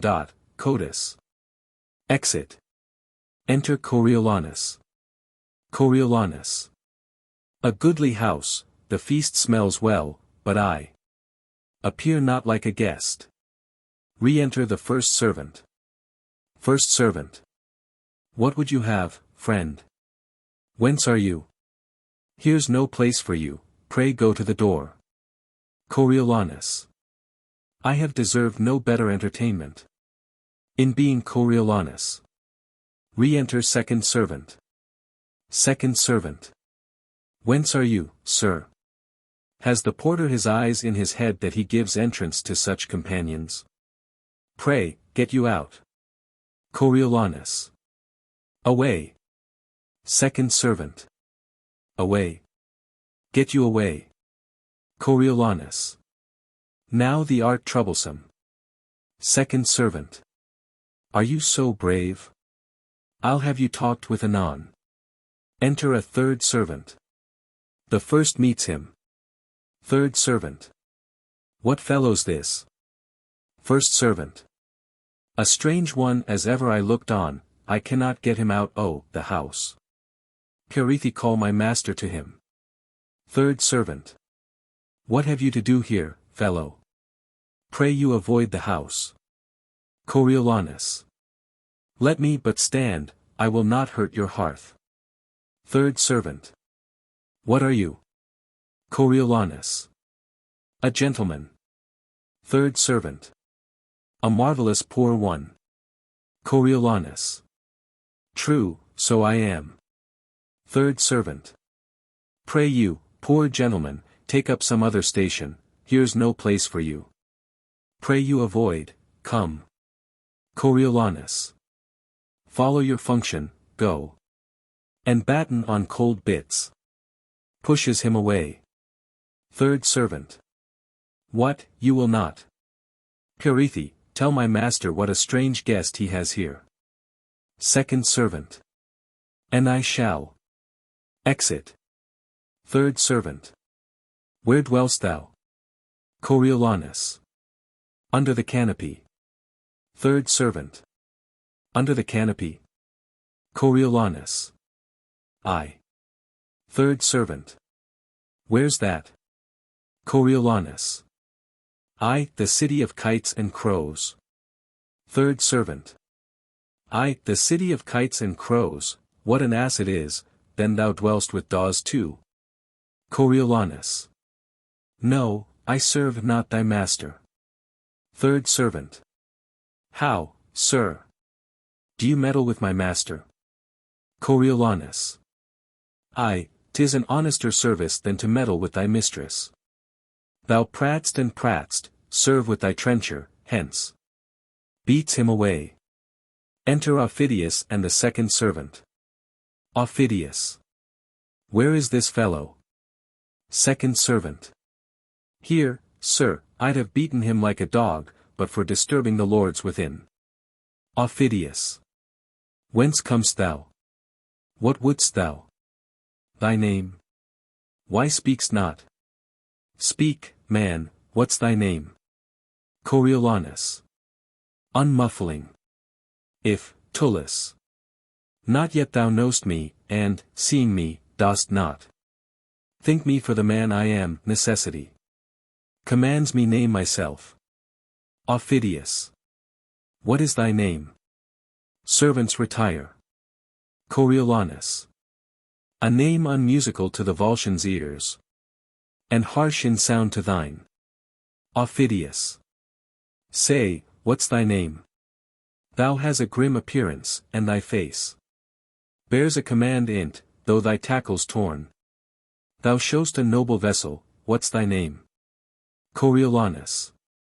Prepare thy brow to frown, know'st thou me yet? Aufidius. I know thee not, thy name. Coriolanus. My name is Caius Marcius, who hath done to thee particularly, and to all the Volsces, great hurt and mischief. Thereto witness may my surname, Coriolanus, the painful service, the extreme dangers, and the drops of blood shed for my thankless country, are requited. But with that surname, a good memory, and witness of the malice and displeasure, which thou shouldst bear me, only that name remains. The cruelty and envy of the people, permitted by our dastard nobles, who have all forsook me, hath devoured the rest, and suffered me by the voice of slaves to be whooped out of Rome. Now, this extremity hath brought me to thy hearth, not out of hope. Mistake me not, to save my life, for if I had feared death, of all the men the world, I would have voided thee. But in mere spite, to be full quit of those my banishers, stand I before thee here. Then if thou hast a heart of wreak in thee, that wilt revenge thine own particular wrongs, and stop those maims of shame seen through thy country. Speed thee straight, and make my misery serve thy turn, so use it, that my revengeful services may prove as benefits to thee. For I will fight against my cankered country with the spleen of all the under fiends. But if so be thou darest not this, and that to prove more fortunes, art tiered, then, in a word, I also am longer to live most weary, and present my throat to thee and to thy ancient malice, which not to cut would show thee but a fool, since I have ever followed thee with hate, drawn tons of blood out of thy country's breast, and cannot live but to thy shame, unless it be to do thee service. Aufidius. O Marcius, Marcius! Each word thou hast spoke hath weeded from my heart a root of ancient envy. If Jupiter should from yond cloud speak divine things, and say, 'tis true, I'd not believe them more than thee, all noble Marcius. Let me twine mine arms about that body, where against my grained ash an 100 times hath broke, and scarred the moon with splinters. Here I clip the anvil of my sword, and do contest as hotly and as nobly with thy love, as ever in ambitious strength I did contend against thy valor. Know thou first, I loved the maid I married, never man sighed truer breath, but that I see thee here, thou noble thing, more dances my rapt heart than when I first my wedded mistress saw bestride my threshold. Why, thou Mars, I tell thee, we have a power on foot, and I had purpose once more to hew thy target from thy brawn, or lose mine armfort. Thou hast beat me out 12 several times, and I have nightly since dreamt of encounters twixt thyself and me. We have been down together in my sleep, unbuckling helms, fisting each other's throat, and whacked half dead with nothing.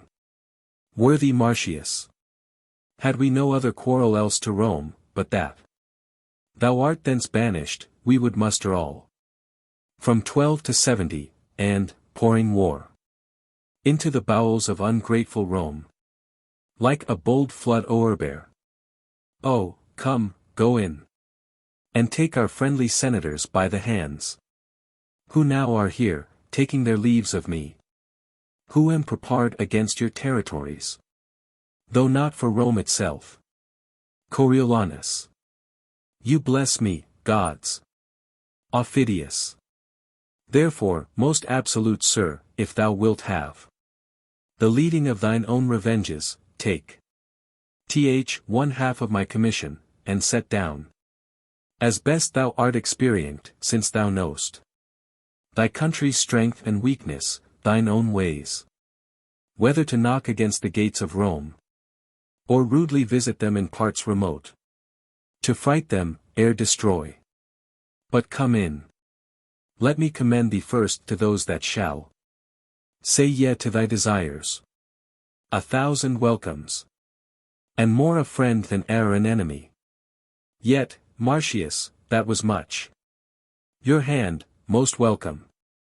Exeunt Coriolanus and Aufidius. First servant. Here's a strange alteration. Second servant. By my hand, I had thought to have strucken him with a cudgel, and yet my mind gave me his clothes made a false report of him. First servant. What an arm he has! He turned me about with his finger and his thumb, as one would set up a top. Second servant. Nay, I knew by his face that there was something in him. He had, sir, a kind of face, methought, I cannot tell how to term it. First servant. He had so, looking as it were, would I were hanged, but I thought there was more in him than I could think. Second servant. So did I, I'll be sworn, he is simply the rarest man I the world. First servant. I think he is but a greater soldier than he you what on Second servant. Who, my master? First servant. Nay, it's no matter for that. Second servant. Worth 6 on him. First servant. Nay, not so neither, but I take him to be the greater soldier. Second servant. Faith, look you, one cannot tell how to say that, for the defense of a town our general is excellent. First servant. Aye, and for an assault too. Re-enter third servant. Third servant. O slaves, I can tell you news, you rascals. First and second servant. What? Let's partake. Third servant. I would not be a Roman, of all nations, I had as lief be a condemned man. First and second servant. Wherefore? Wherefore? Third servant. Why, here's he that was wont to thwack our general, Caius Marcius. First servant. Why do you say, thwack our general? Third servant. I do not say thwack our general, but he was always good enough for him. Second servant. Come, we are fellows and friends, he was ever too hard for him, I have heard him say so himself. First servant. He was too hard for him directly, to say the troth on't, before. Corioli he scotched him and notched him like a carbonado. Second servant. And he had been cannibally given, he might have broiled and eaten him too. First servant. But more of thy news. Third servant. Why, he is so made on here within as if he were son and heir to Mars. Set at upper end o' the table, no question asked him by any of the senators but they stand bald before him, our general himself makes a mistress of him, sanctifies himself with's hand, and turns up the white o' the eye to his discourse. But the bottom of the news is, our general is cut the middle, and but one half of what he was yesterday, for the other has half, by the entreaty and grant of the whole table. He'll go, he says, and sowl the porter of Rome gates by the ears. He will mow all down before him, and leave his passage polled. Second servant. And he's as like to do't as any man I can imagine. Third servant. Do't. He will do't, for look you, sir, he has as many friends as enemies. Which friends, sir, as it were, durst not, look you, sir, show themselves, as we term it, his friends, whilst he's in dejectitude. First servant. Dejectitude. What's that? Third servant. But when they shall see, sir, his crest up again, and the man in blood, they will out of their burrows, like conies after rain, and revel all with him. First servant. But when goes this forward? Third servant. Tomorrow, today, presently. You shall have the drum struck up this afternoon, 'tis as it were parcel of their feast, and to be executed ere they wipe their lips. Second servant. Why, then we shall have a stirring world again. This piece is nothing but to rust iron, increase tailors, and breed ballad makers. First servant. Let me have war, say I, it exceeds peace as far as day does night, it's sprightly, waking, audible, and full of vent. Peace is a very apoplexy, lethargy, mulled, deaf, sleepy, insensible, a getter of more bastard children than war's a destroyer of men. Second servant. 'Tis so, and as war in some sort, may be said to be a ravisher, so it cannot be denied but peace is a great maker of cuckolds. First servant. Aye, and it makes men hate one another. Third servant. Reason, because they then less need one another. The war's for my money. I hope to see Romans as cheap as Volscians. They are rising, they are rising. All. In. Exeunt. Scene 6. Rome. A public place. Enter Sicinius and Brutus. Sicinius. We hear not of him, neither need we fear him. His remedies are tamite the present peace. And quietness of the people, which before were in wild hurry. Here do make his friends. Blush that the world goes well, who rather had. Though they themselves did suffer bite, behold. Dissentious numbers pestering streets then see. Our tradesmen singing in their shops, and going about their functions friendly. Brutus. We stood to't in good time. Is this Menenius? Sicinius. 'Tis he, 'tis he. Oh, he is grown most kind. Of late. Enter Menenius. Brutus. Hail, sir. Menenius. Hail to you both. Sicinius. Your Coriolanus is not much missed. But with his friends, the commonwealth doth stand. And so would do, were he more angry at it. Menenius. All's well, and might have been much better if he could have temporized. Sicinius. Where is he, hear you? Menenius. Nay, I hear nothing, his mother and his wife. Hear nothing from him. Enter 3 or 4 citizens. Citizens. The gods preserve you both. Sicinius. God den, our neighbors. Brutus.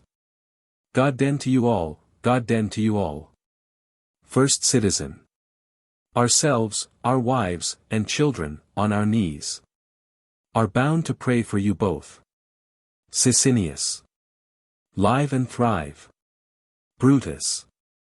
Farewell, kind neighbors, we wished Coriolanus had loved you as we did. Citizens. Now the gods keep you. Both tribunes. Farewell, farewell. Exeunt citizens. Sicinius.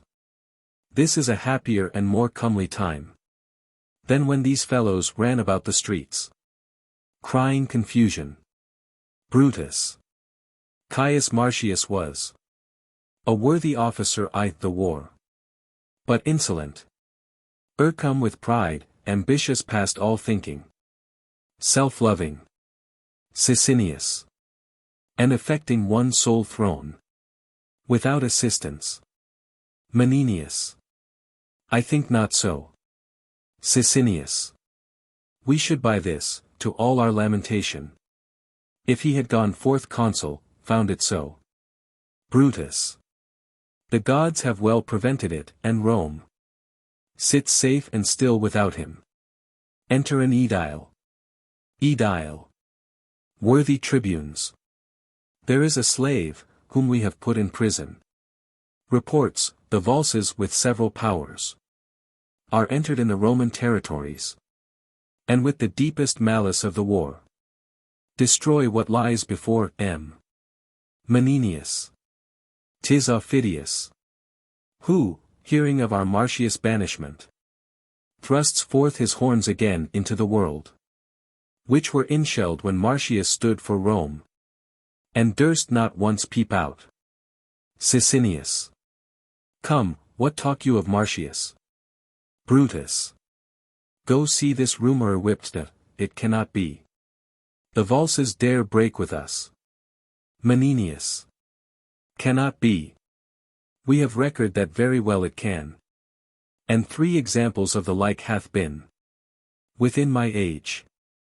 But reason with the fellow before you punish him, where he heard this, lest you shall chance to whip your information, and beat the messenger who bids beware of what is to be dreaded. Sicinius. Tell not me. I know this cannot be. Brutus. Not possible. Enter a messenger. Messenger. The nobles in great earnestness are going all to the Senate house, some news is come that turns their countenances. Sicinius. 'Tis this slave. Go whip him for the people's eyes, his raising nothing but his report. Messenger. Yes, worthy sir. The slave's report is seconded, and more fearful, is delivered. Sicinius. What more fearful? Messenger. It is spoke freely out of many mouths. How probable I do not know, that Marcius joined with Aufidius, leads a power 'gainst Rome. And vows revenge as spacious as between the youngst and oldest thing. Sicinius. This is most likely. Brutus. Riced only, that the weaker sort may wish good Marcius home again. Sicinius. The very trick on T. Menenius. This is unlikely. He and Aufidius can no more atone than violentest contrariety. Enter a second messenger. Second messenger. You are sent for to the Senate. A fearful army, led by Caius Marcius, associated with Aufidius, rages upon our territories, and have already o'erborne their way, consumed with fire and took what lay before them. Enter Cominius. Cominius. Oh, you have made good work. Menenius. What news? What news? Cominius. You have helped to ravish your own daughters, and to melt the city leads upon your pates. To see your wives dishonored to your noses. Menenius. What's the news? What's the news? Cominius. Your temples burned in their cement, and your franchises, whereon you stood, confined into an augur's bore. Menenius. Pray now, your news. You have made fair work, I fear me. Pray, your news. If Marcius should be joined, why, the Volscians. Cominius. If he is their god, he leads them like a thing made by some other deity than nature, that shapes man better. And they follow him. Against us brats, with no less confidence than boys pursuing summer butterflies, or butchers killing flies. Menenius. You have made good work. You and your apron men. You that stood so much upon the voice of occupation and the breath of garlic eaters. Cominius. He'll shake your Rome about your ears. Menenius. As Hercules did shake down mellow fruit. You have made fair work. Brutus. But is this true, sir? Cominius. Aye, and you'll look pale before you find it other. All the regions do smilingly revolt, and who resists are mocked for valiant ignorance, and perish constant fools. Who is't can blame him? Your enemies and his find something in him. Menenius. We are all undone unless the noble man have mercy. Cominius. Who shall ask it? The tribunes cannot do't for shame. The people deserve such pity of him as the wolf does of the shepherds, for his best friends, if they should say, be good to Rome, they charged him even as those should do that had deserved his hate, and therein showed like enemies. Menenius. 'Tis true. If he were putting to my house the brand that should consume it, I have not the face to say, beseech you, cease. You have made fair hands. You and your crafts. You have crafted fair. Cominius. You have brought a trembling upon Rome, such as was never so incapable of help. Both tribunes say not, we brought it. Menenius. How? Was it we? We loved him, but, like beasts and cowardly nobles, gave way unto your clusters. Who did hoot him out, the city? Cominius. But I fear they'll roar him in again. Tullus Aufidius. The second name of men, obeys his points as if he were his officer. Desperation is all the policy, strength, and defense that Rome can make against them. Enter a troop of citizens. Menenius. Here comes the clusters. And is Aufidius with him? You are they that made the air unwholesome, when you cast Your stinking greasy caps in hooting at Coriolanus exile. Now he's coming. And not a hair upon a soldier's head. Which will not prove a whip, as many coxcombs. As you threw caps up will he tumble down. And pay you for your voices. 'Tis no matter. If he could burn us all into one coal. We have deserved it. Citizens. Faith, we hear fearful news. First citizen. For mine own part. When I said banish him, I said, 'twas pity. Second citizen. And so did I. Third citizen. And so did I, and, to say the truth, so did very many of us. That we did for the best. And though we willingly consented to his banishment, yet it was against our will. Cominius. You are goodly things, you voices. Menenius. You have made good work, you and your cry, shouts to the capital. Cominius. Oh, aye, what else? Exeunt Cominius and Menenius. Sicinius. Go, masters, get you home, be not dismayed. These are a side that would be glad to have this true which they so seem to fear. Go home. And show no sign of fear. First citizen. The gods be good to us. Come, masters, let's home. I ever said we were the wrong when we banished him. Second citizen. So did we all. But come, let's home. Exeunt citizens. Brutus. I do not like this news. Sicinius. Nor I. Brutus. Let's to the capital, would half my wealth. Would buy this for a lie. Sicinius. Pray let's go. Exeunt. Scene 7. A camp at a short distance from Rome. Enter Aufidius and his lieutenant. Aufidius. Do they still fly to the Roman? Lieutenant. I do not know what witchcraft's in him, but your soldiers use him as the grace for meat. Their talk at table, and their thanks at end. And you are darkened in this action, sir. Even by your own. Aufidius. I cannot help it now. Unless by using means, I lame the foot of our design. He bears himself more proudlier, even to my person, than I thought he would.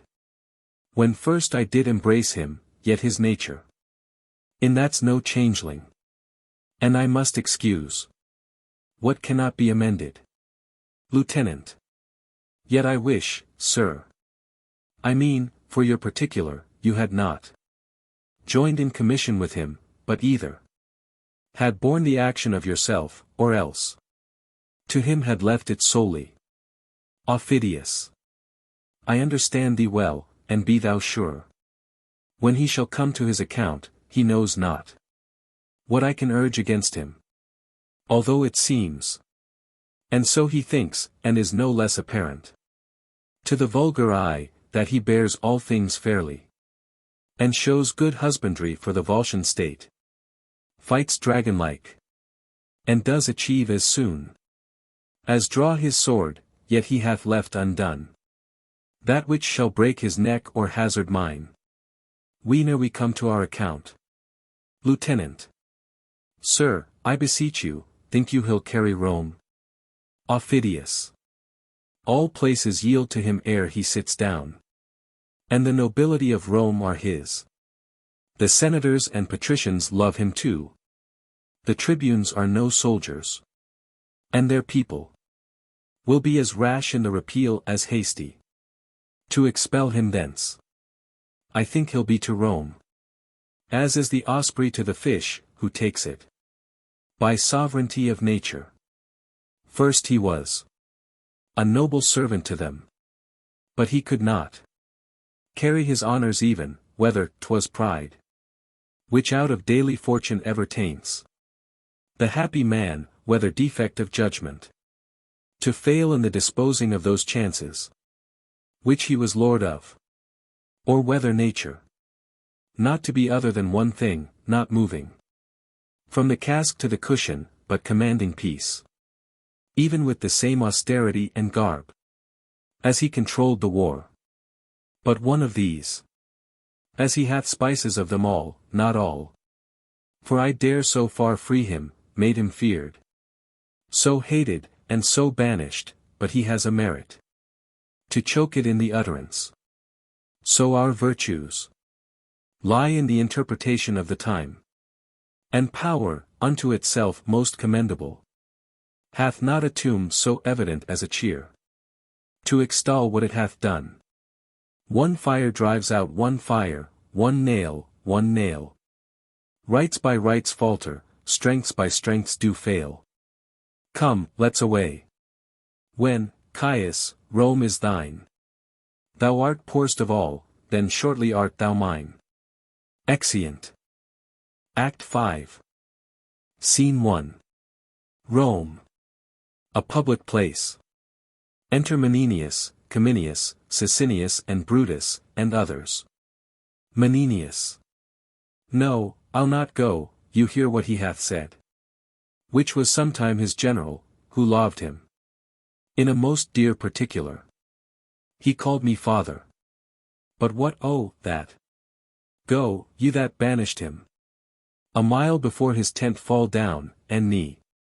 The way into his mercy, nay, if he coyed. To hear Cominius speak, I'll keep at home. Cominius. He would not seem to know me. Menenius. Do you hear? Cominius. Yet one time he did call me by my name. I urged our old acquaintance, and the drops. That we have bled together. Coriolanus. He would not answer to, forbade all names. He was a kind of nothing, titleless. Till he had forged himself a name at the fire. Of burning Rome. Menenius. Why, so, you have made good work. A pair of tribunes that have racked for Rome. To make coals cheap, a noble memory. Cominius. I minded him how royal 'twas to pardon. When it was less expected, he replied. It was a bare petition of a state. To one whom they had punished. Menenius. Very well. Could he say less? Cominius. I offered to awaken his regard. For's private friends, his answer to me was. He could not stay to pick them in a pile. Of noisome musty chaff, he said, 'twas folly. For one poor grain or two, to leave unburnt. And still to nose the offence. Menenius. For one poor grain. Or two. I am one of those, his mother, wife. His child, and this brave fellow too, we are the grains. You are the musty chaff, and you are smelt. Above the moon, we must be burnt for you. Sicinius. Nay, pray be patient, if you refuse your aid. In this so never needed help, yet do not upbraids with our distress. But, sure, if you would be your country's pleader, your good tongue, more than the instant army we can make, might stop our countrymen. Menenius. No, I'll not meddle. Sicinius. Pray you, go to him. Menenius. What should I do? Brutus. Only make trial what your love can do. For Rome, towards Marcius. Menenius. Well, and say that Marcius return me, as Cominius is returned. Unheard, what then? But as a discontented friend, grief-shot. With his unkindness. Sate be so. Sicinius. Yet your goodwill must have that thanks from Rome, after the measure. As you intended well. Menenius. I'll undertake't. I think he'll hear me. Yet to bite his lip. And hum at good Cominius much unhearts me. He was not taken well, he had not dinned.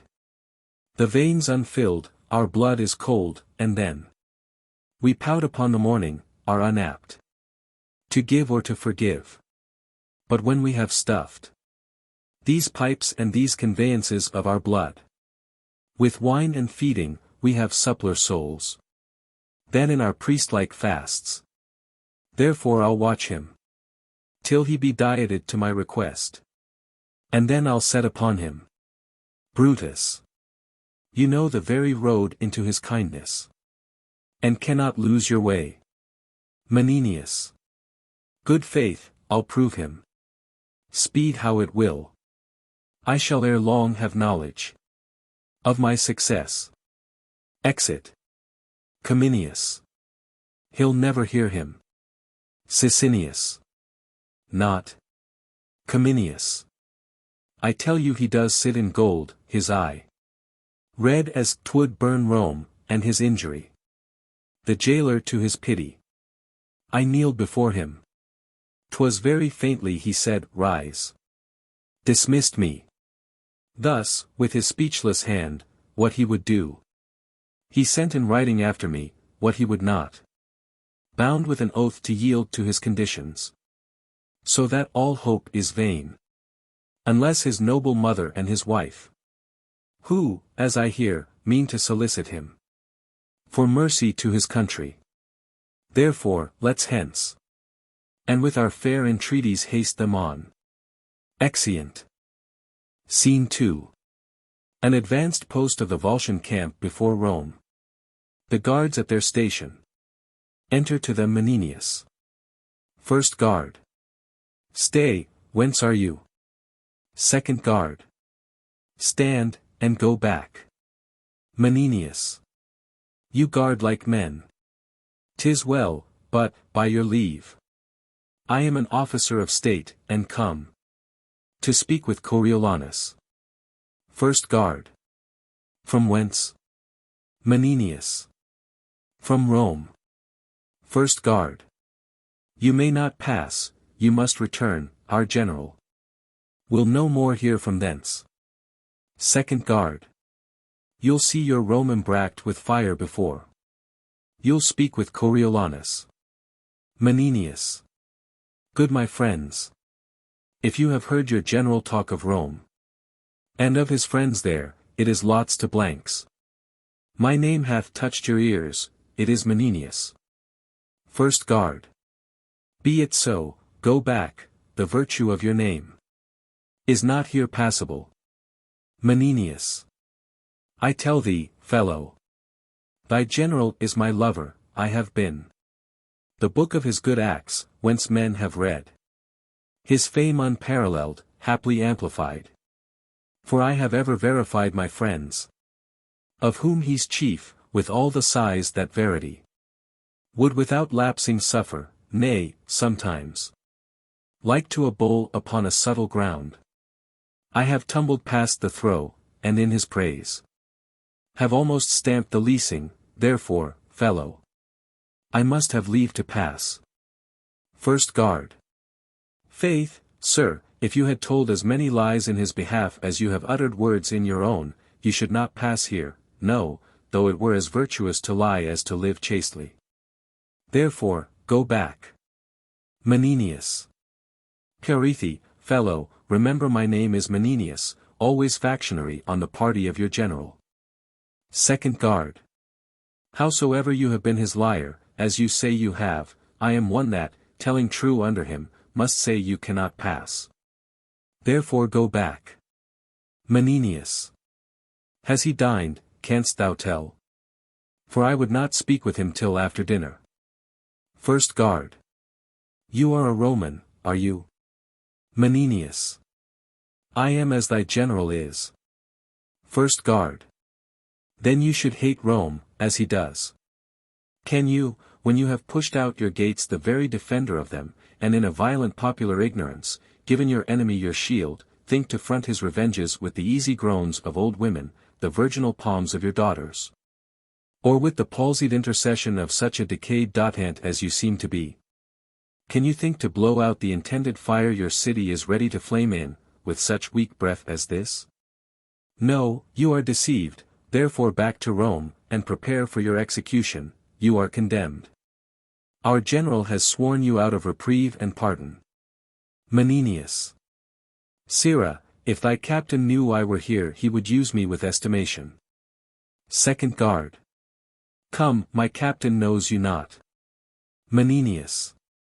I mean thy general. First guard. My general cares not for you. Back, I say, go, lest I let forth your half-pint of blood, back, that's the utmost of your having, back. Menenius. Nay, but fellow. Enter Coriolanus with Aufidius. Coriolanus. What's the matter? Menenius. Now, you companion, I'll say an errand for you, you shall know now that I am in estimation. You shall perceive that a jack-guard ant cannot office me from my son Coriolanus, guess but by my entertainment with him if thou standest not at the state of hanging, or of some death more long in spectatorship and crueller in suffering. Behold now presently, and swoon for what's to come upon thee. The glorious gods sit in hourly synod about thy particular prosperity, and love thee no worse than thy old father Menenius does. O my son! My son! Thou art preparing fire for us. Look thee, here's water to quench it. I was hardly moved to come to thee, but being assured none but myself could move thee, I have been blown out of your gates with sighs, and conjure thee to pardon Rome and thy petitionary countrymen. The good gods assuage thy wrath, and turn the dregs of it upon this varlet here, this, who, like a block, hath denied my access to thee. Coriolanus. Away! Menenius. How? Away! Coriolanus. Wife, mother, child, I know not. My affairs are servant to others, though I owe my revenge properly, my remission lies in Volscian breasts. That we have been familiar. Ingrate forgetfulness shall poison, rather than pity. Note how much. Therefore be gone. Mine ears against your suits are stronger than your gates against my force. Yet, for I loved thee. Take this along, I writ it for thy sake. Gives a letter. And would have sent it. Another word, Menenius. I will not hear thee speak. This man, Aufidius, was my beloved in Rome, yet thou beholdst. Aufidius. You keep a constant temper. Exeunt Coriolanus and Aufidius. First guard. Now, sir, is your name Menenius? Second guard. 'Tis a spell, you see, of much power, you know the way home again. First guard. Do you hear how we are shent for keeping your greatness back? Second guard. What cause, do you think, I have to swoon? Menenius. I neither care for the world nor your general, for such things as you, I can scarce think there's any, why are so slight. He that hath a will to die by himself fears it not from another. Let your general do his worst. For you, be that you are, long. And your misery increase with your age. I say to you, as I was said to, away. Exit. First guard. A noble fellow, I warrant him. Second guard. The worthy fellow is our general, he is the rock, the oak not to be wind-shaken. Exeunt. Scene 3. The tent of Coriolanus. Enter Coriolanus, Aufidius, and others. Coriolanus. We will before the walls of Rome tomorrow. Set down our host. My partner in this action. You must report to the Volscian lords how plainly I have borne this business. Aufidius. Only there ends.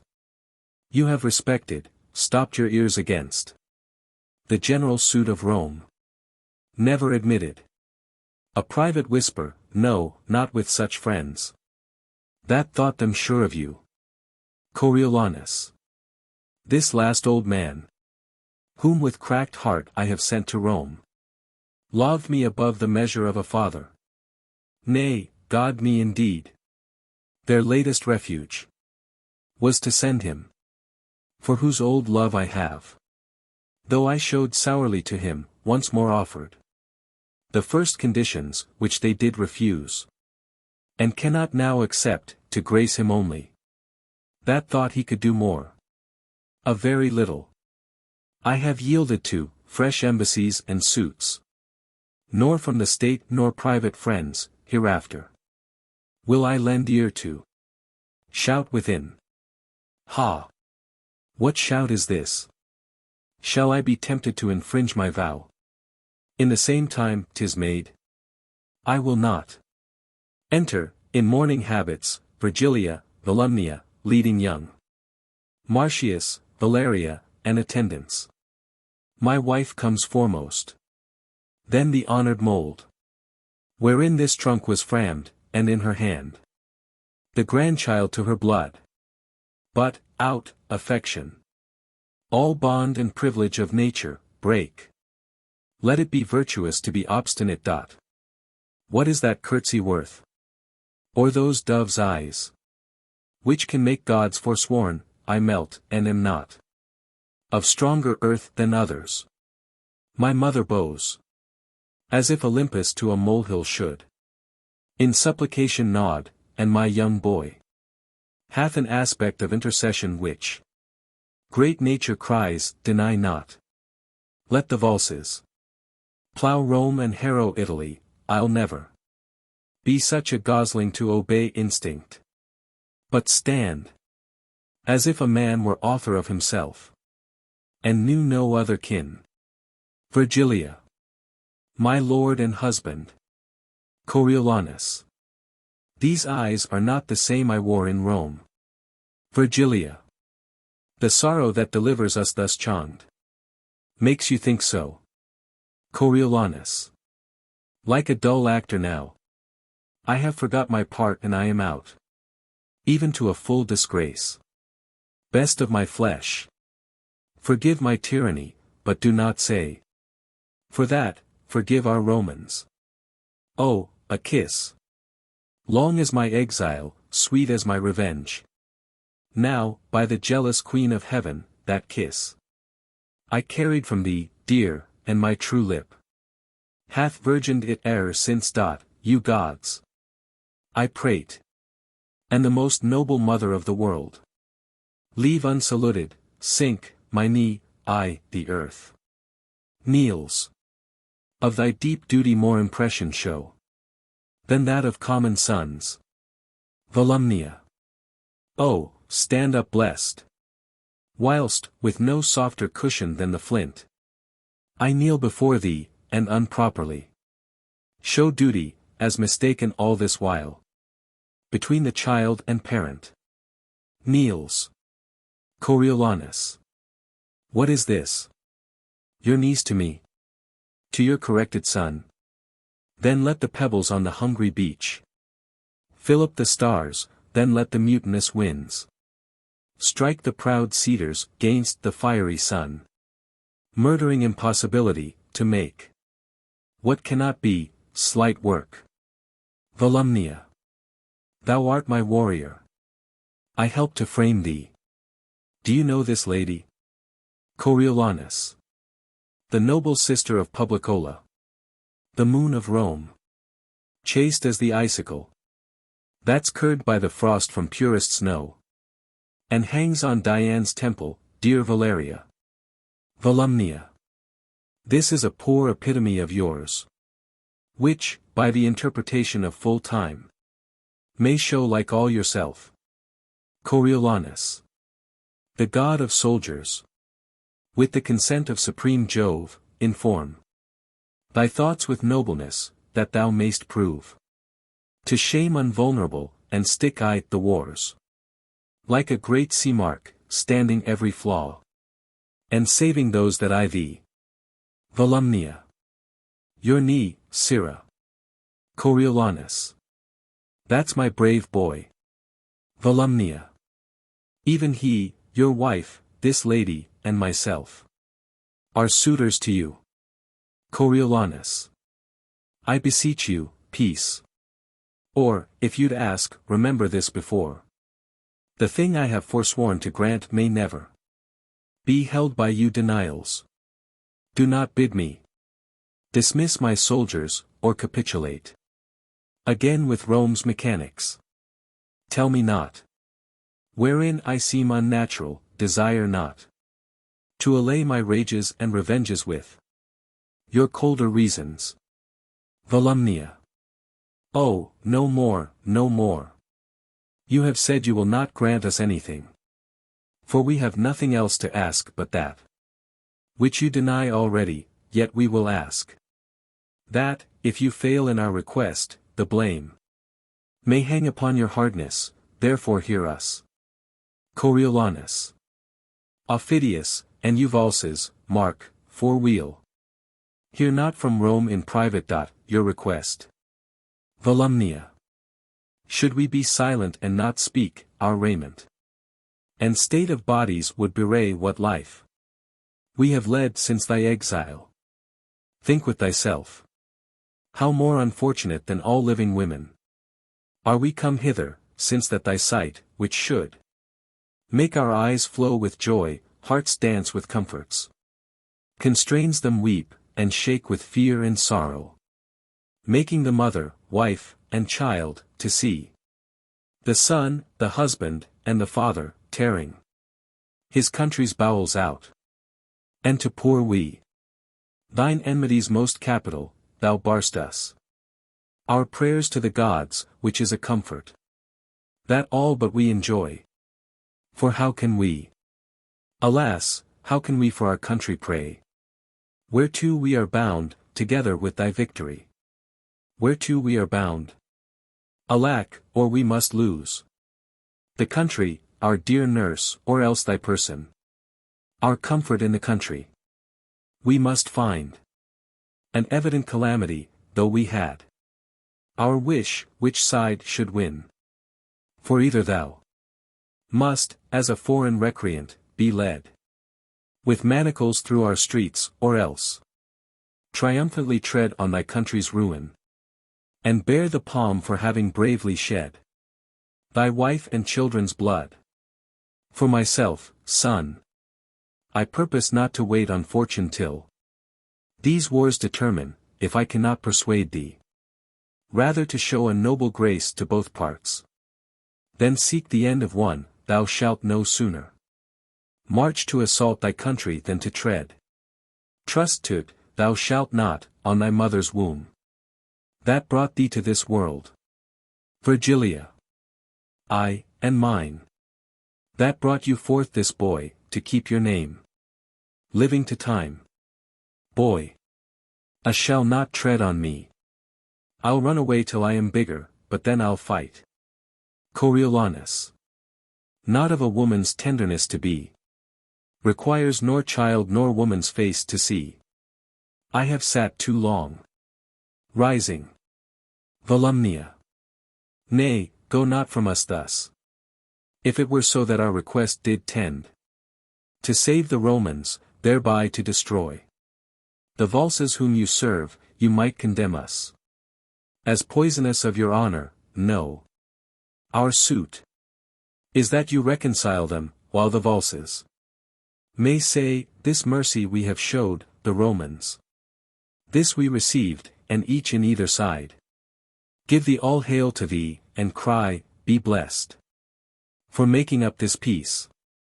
Thou know'st, great son, the end of war's uncertain, but this certain, that, if thou conquer Rome, the benefit which thou shalt thereby reap is such a name, whose repetition will be dogged with curses, whose chronicle thus writ, the man was noble, but with his last attempt he whipped it out, destroyed his country, and his name remains to the ensuing age abhorred.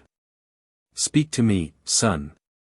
Thou hast affected the fine strains of honor, to imitate the graces of the gods, to tear with thunder the wide cheeks o' the air, and yet to charge thy sulphur with a bolt that should but rive an oak. Why dost not speak? Think'st thou it honorable for a noble man still to remember wrongs? Daughter, speak you. He cares not for your weeping. Speak thou, boy. Perhaps thy childishness will move him more than can our reasons. There's no man in the world More bound to's mother, yet here he lets me prate. Like one eye the stocks. Thou hast never in thy life showed thy dear mother any courtesy. When she, poor hen, fond of no second brood, has clucked thee to the wars, and safely home loaden with honor. Say my request's unjust, and spurn me back, but if it be not so, thou art not honest, and the gods will plague thee, that thou restrainst from me the duty which to a mother's part belongs. He turns away. Down, ladies, let us shame him with our knees. To his surname Coriolanus longs more pride than pity to our prayers. Down, an end. This is the last. So we will home to Rome, and die among our neighbors.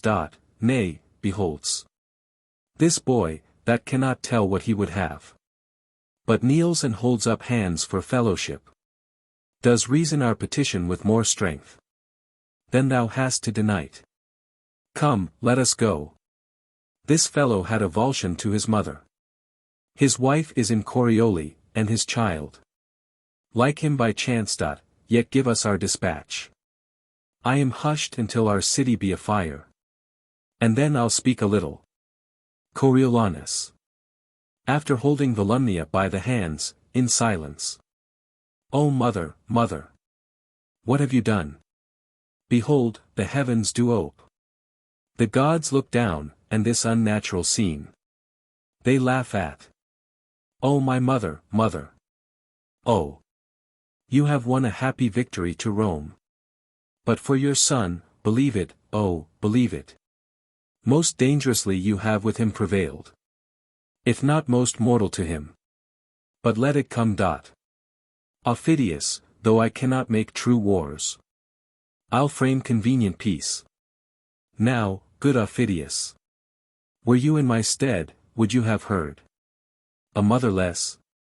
Or granted less, Aufidius? Aufidius. I was moved withal. Coriolanus. I dare be sworn you were.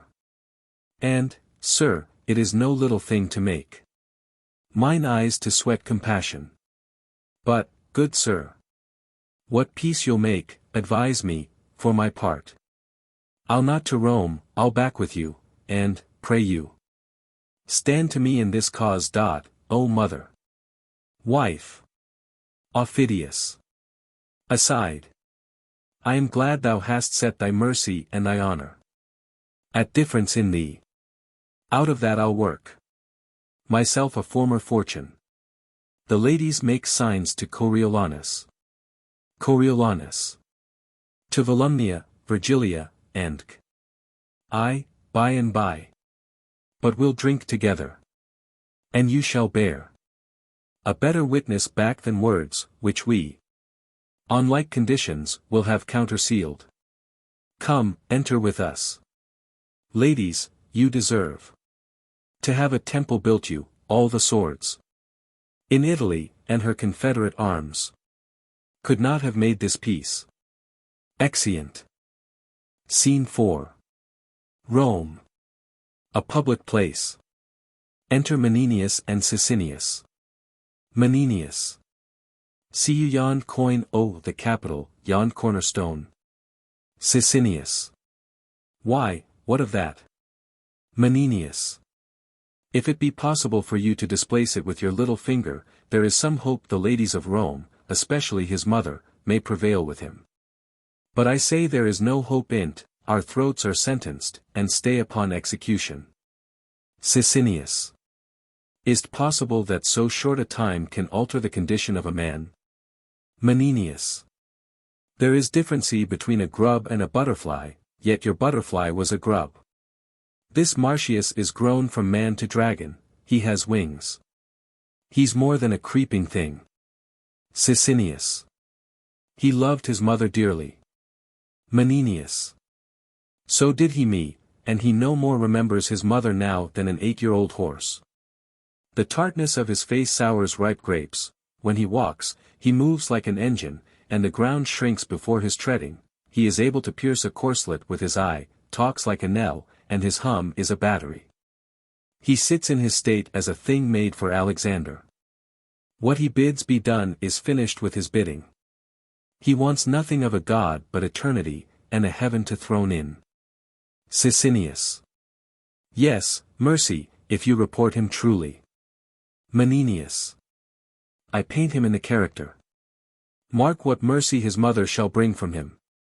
There is no more mercy in him than there is milk in a male tiger, that shall our poor city find, and all this is long of you. Sicinius. The gods be good unto us. Menenius. No, in such a case the gods will not be good unto us. When we banished him we respected not them, and, he returning to break our necks, they respect not us. Enter a messenger. Messenger.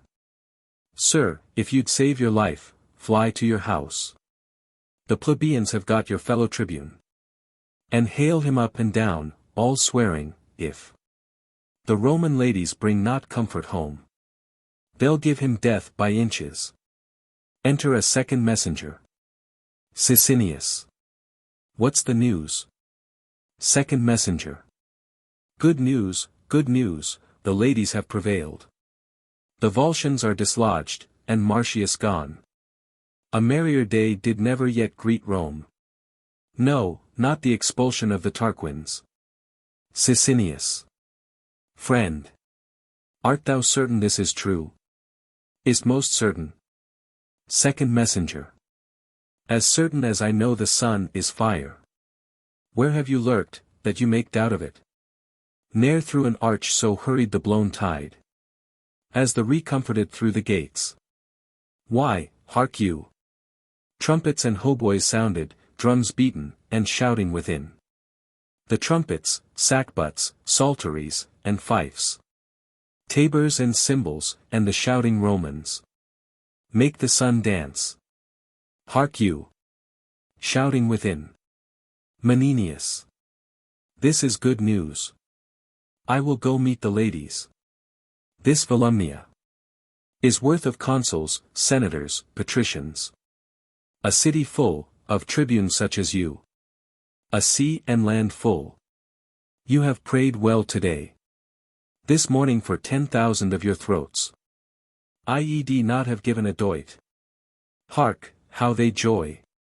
Shouting and music. Sicinius. First, the gods bless you for your tidings, next. Accept my thankfulness. Second messenger. Sir, we have all great cause to give great thanks. Sicinius. They are near the city. Messenger. Almost at point to enter. Sicinius. We'll meet them. And help the joy. Exeunt. Scene 5. Rome. A street near the gate. Enter Volumnia, Virgilia, Valeria, and, accompanied by senators, patricians, and citizens. First Senator. Behold our patroness, the life of Rome. Call all your tribes together, praise the gods. And make triumphant fires, strew flowers before them. Unshout the noise that banished Marcius.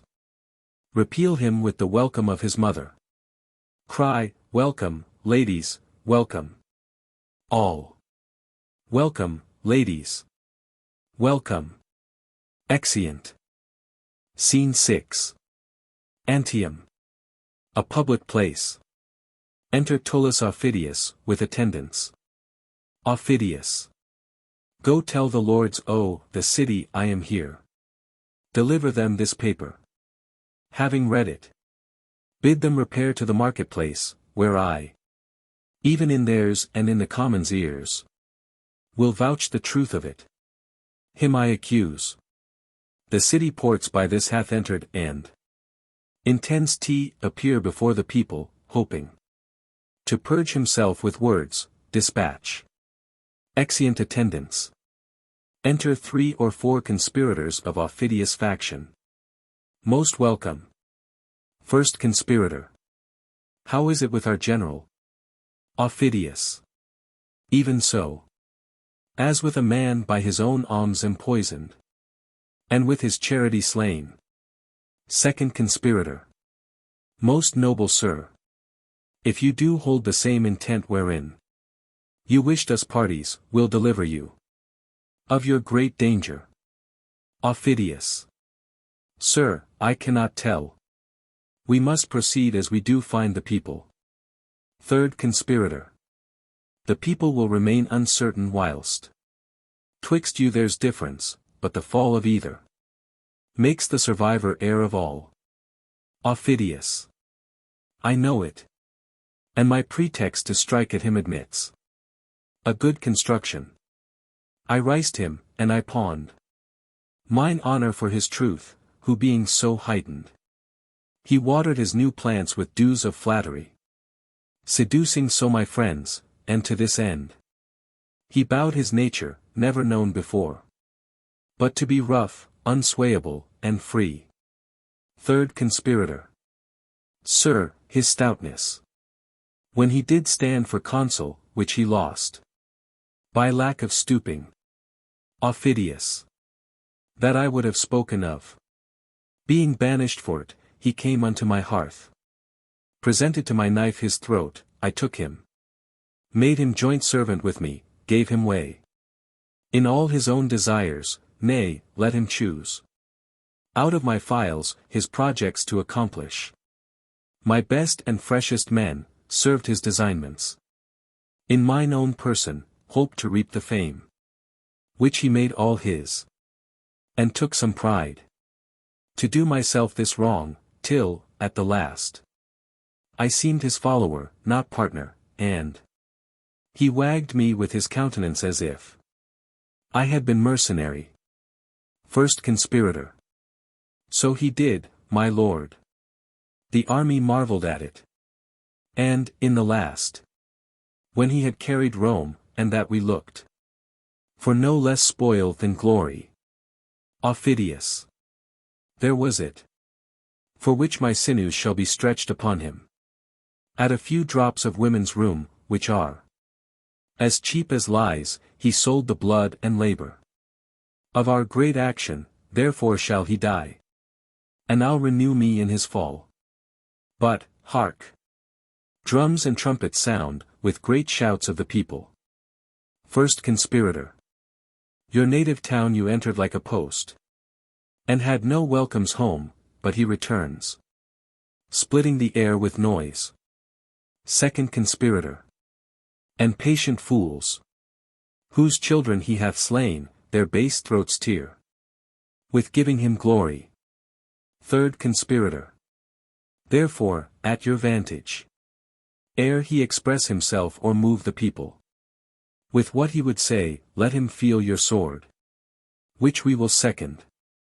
When he lies along, after your way his tale pronounced shall bury his reasons with his body. Aufidius. Say no more. Here come the lords. Enter the lords of the city. Lords. You are most welcome home. Aufidius. I have not deserved it. But, worthy lords, have you with heed perused what I have written to you? Lords. We have. First Lord. And grieve to hear't. What faults he made before the last, I think, might have found easy fines, but there to end, where he was to begin, and give away the benefit of our levies, answering us with our own charge, making a treaty where there was a yielding. This admits no excuse. Aufidius. He approaches, you shall hear him. Enter Coriolanus, with drum and colours, a crowd of citizens with him. Coriolanus. Hail, lords! I am returned your soldier.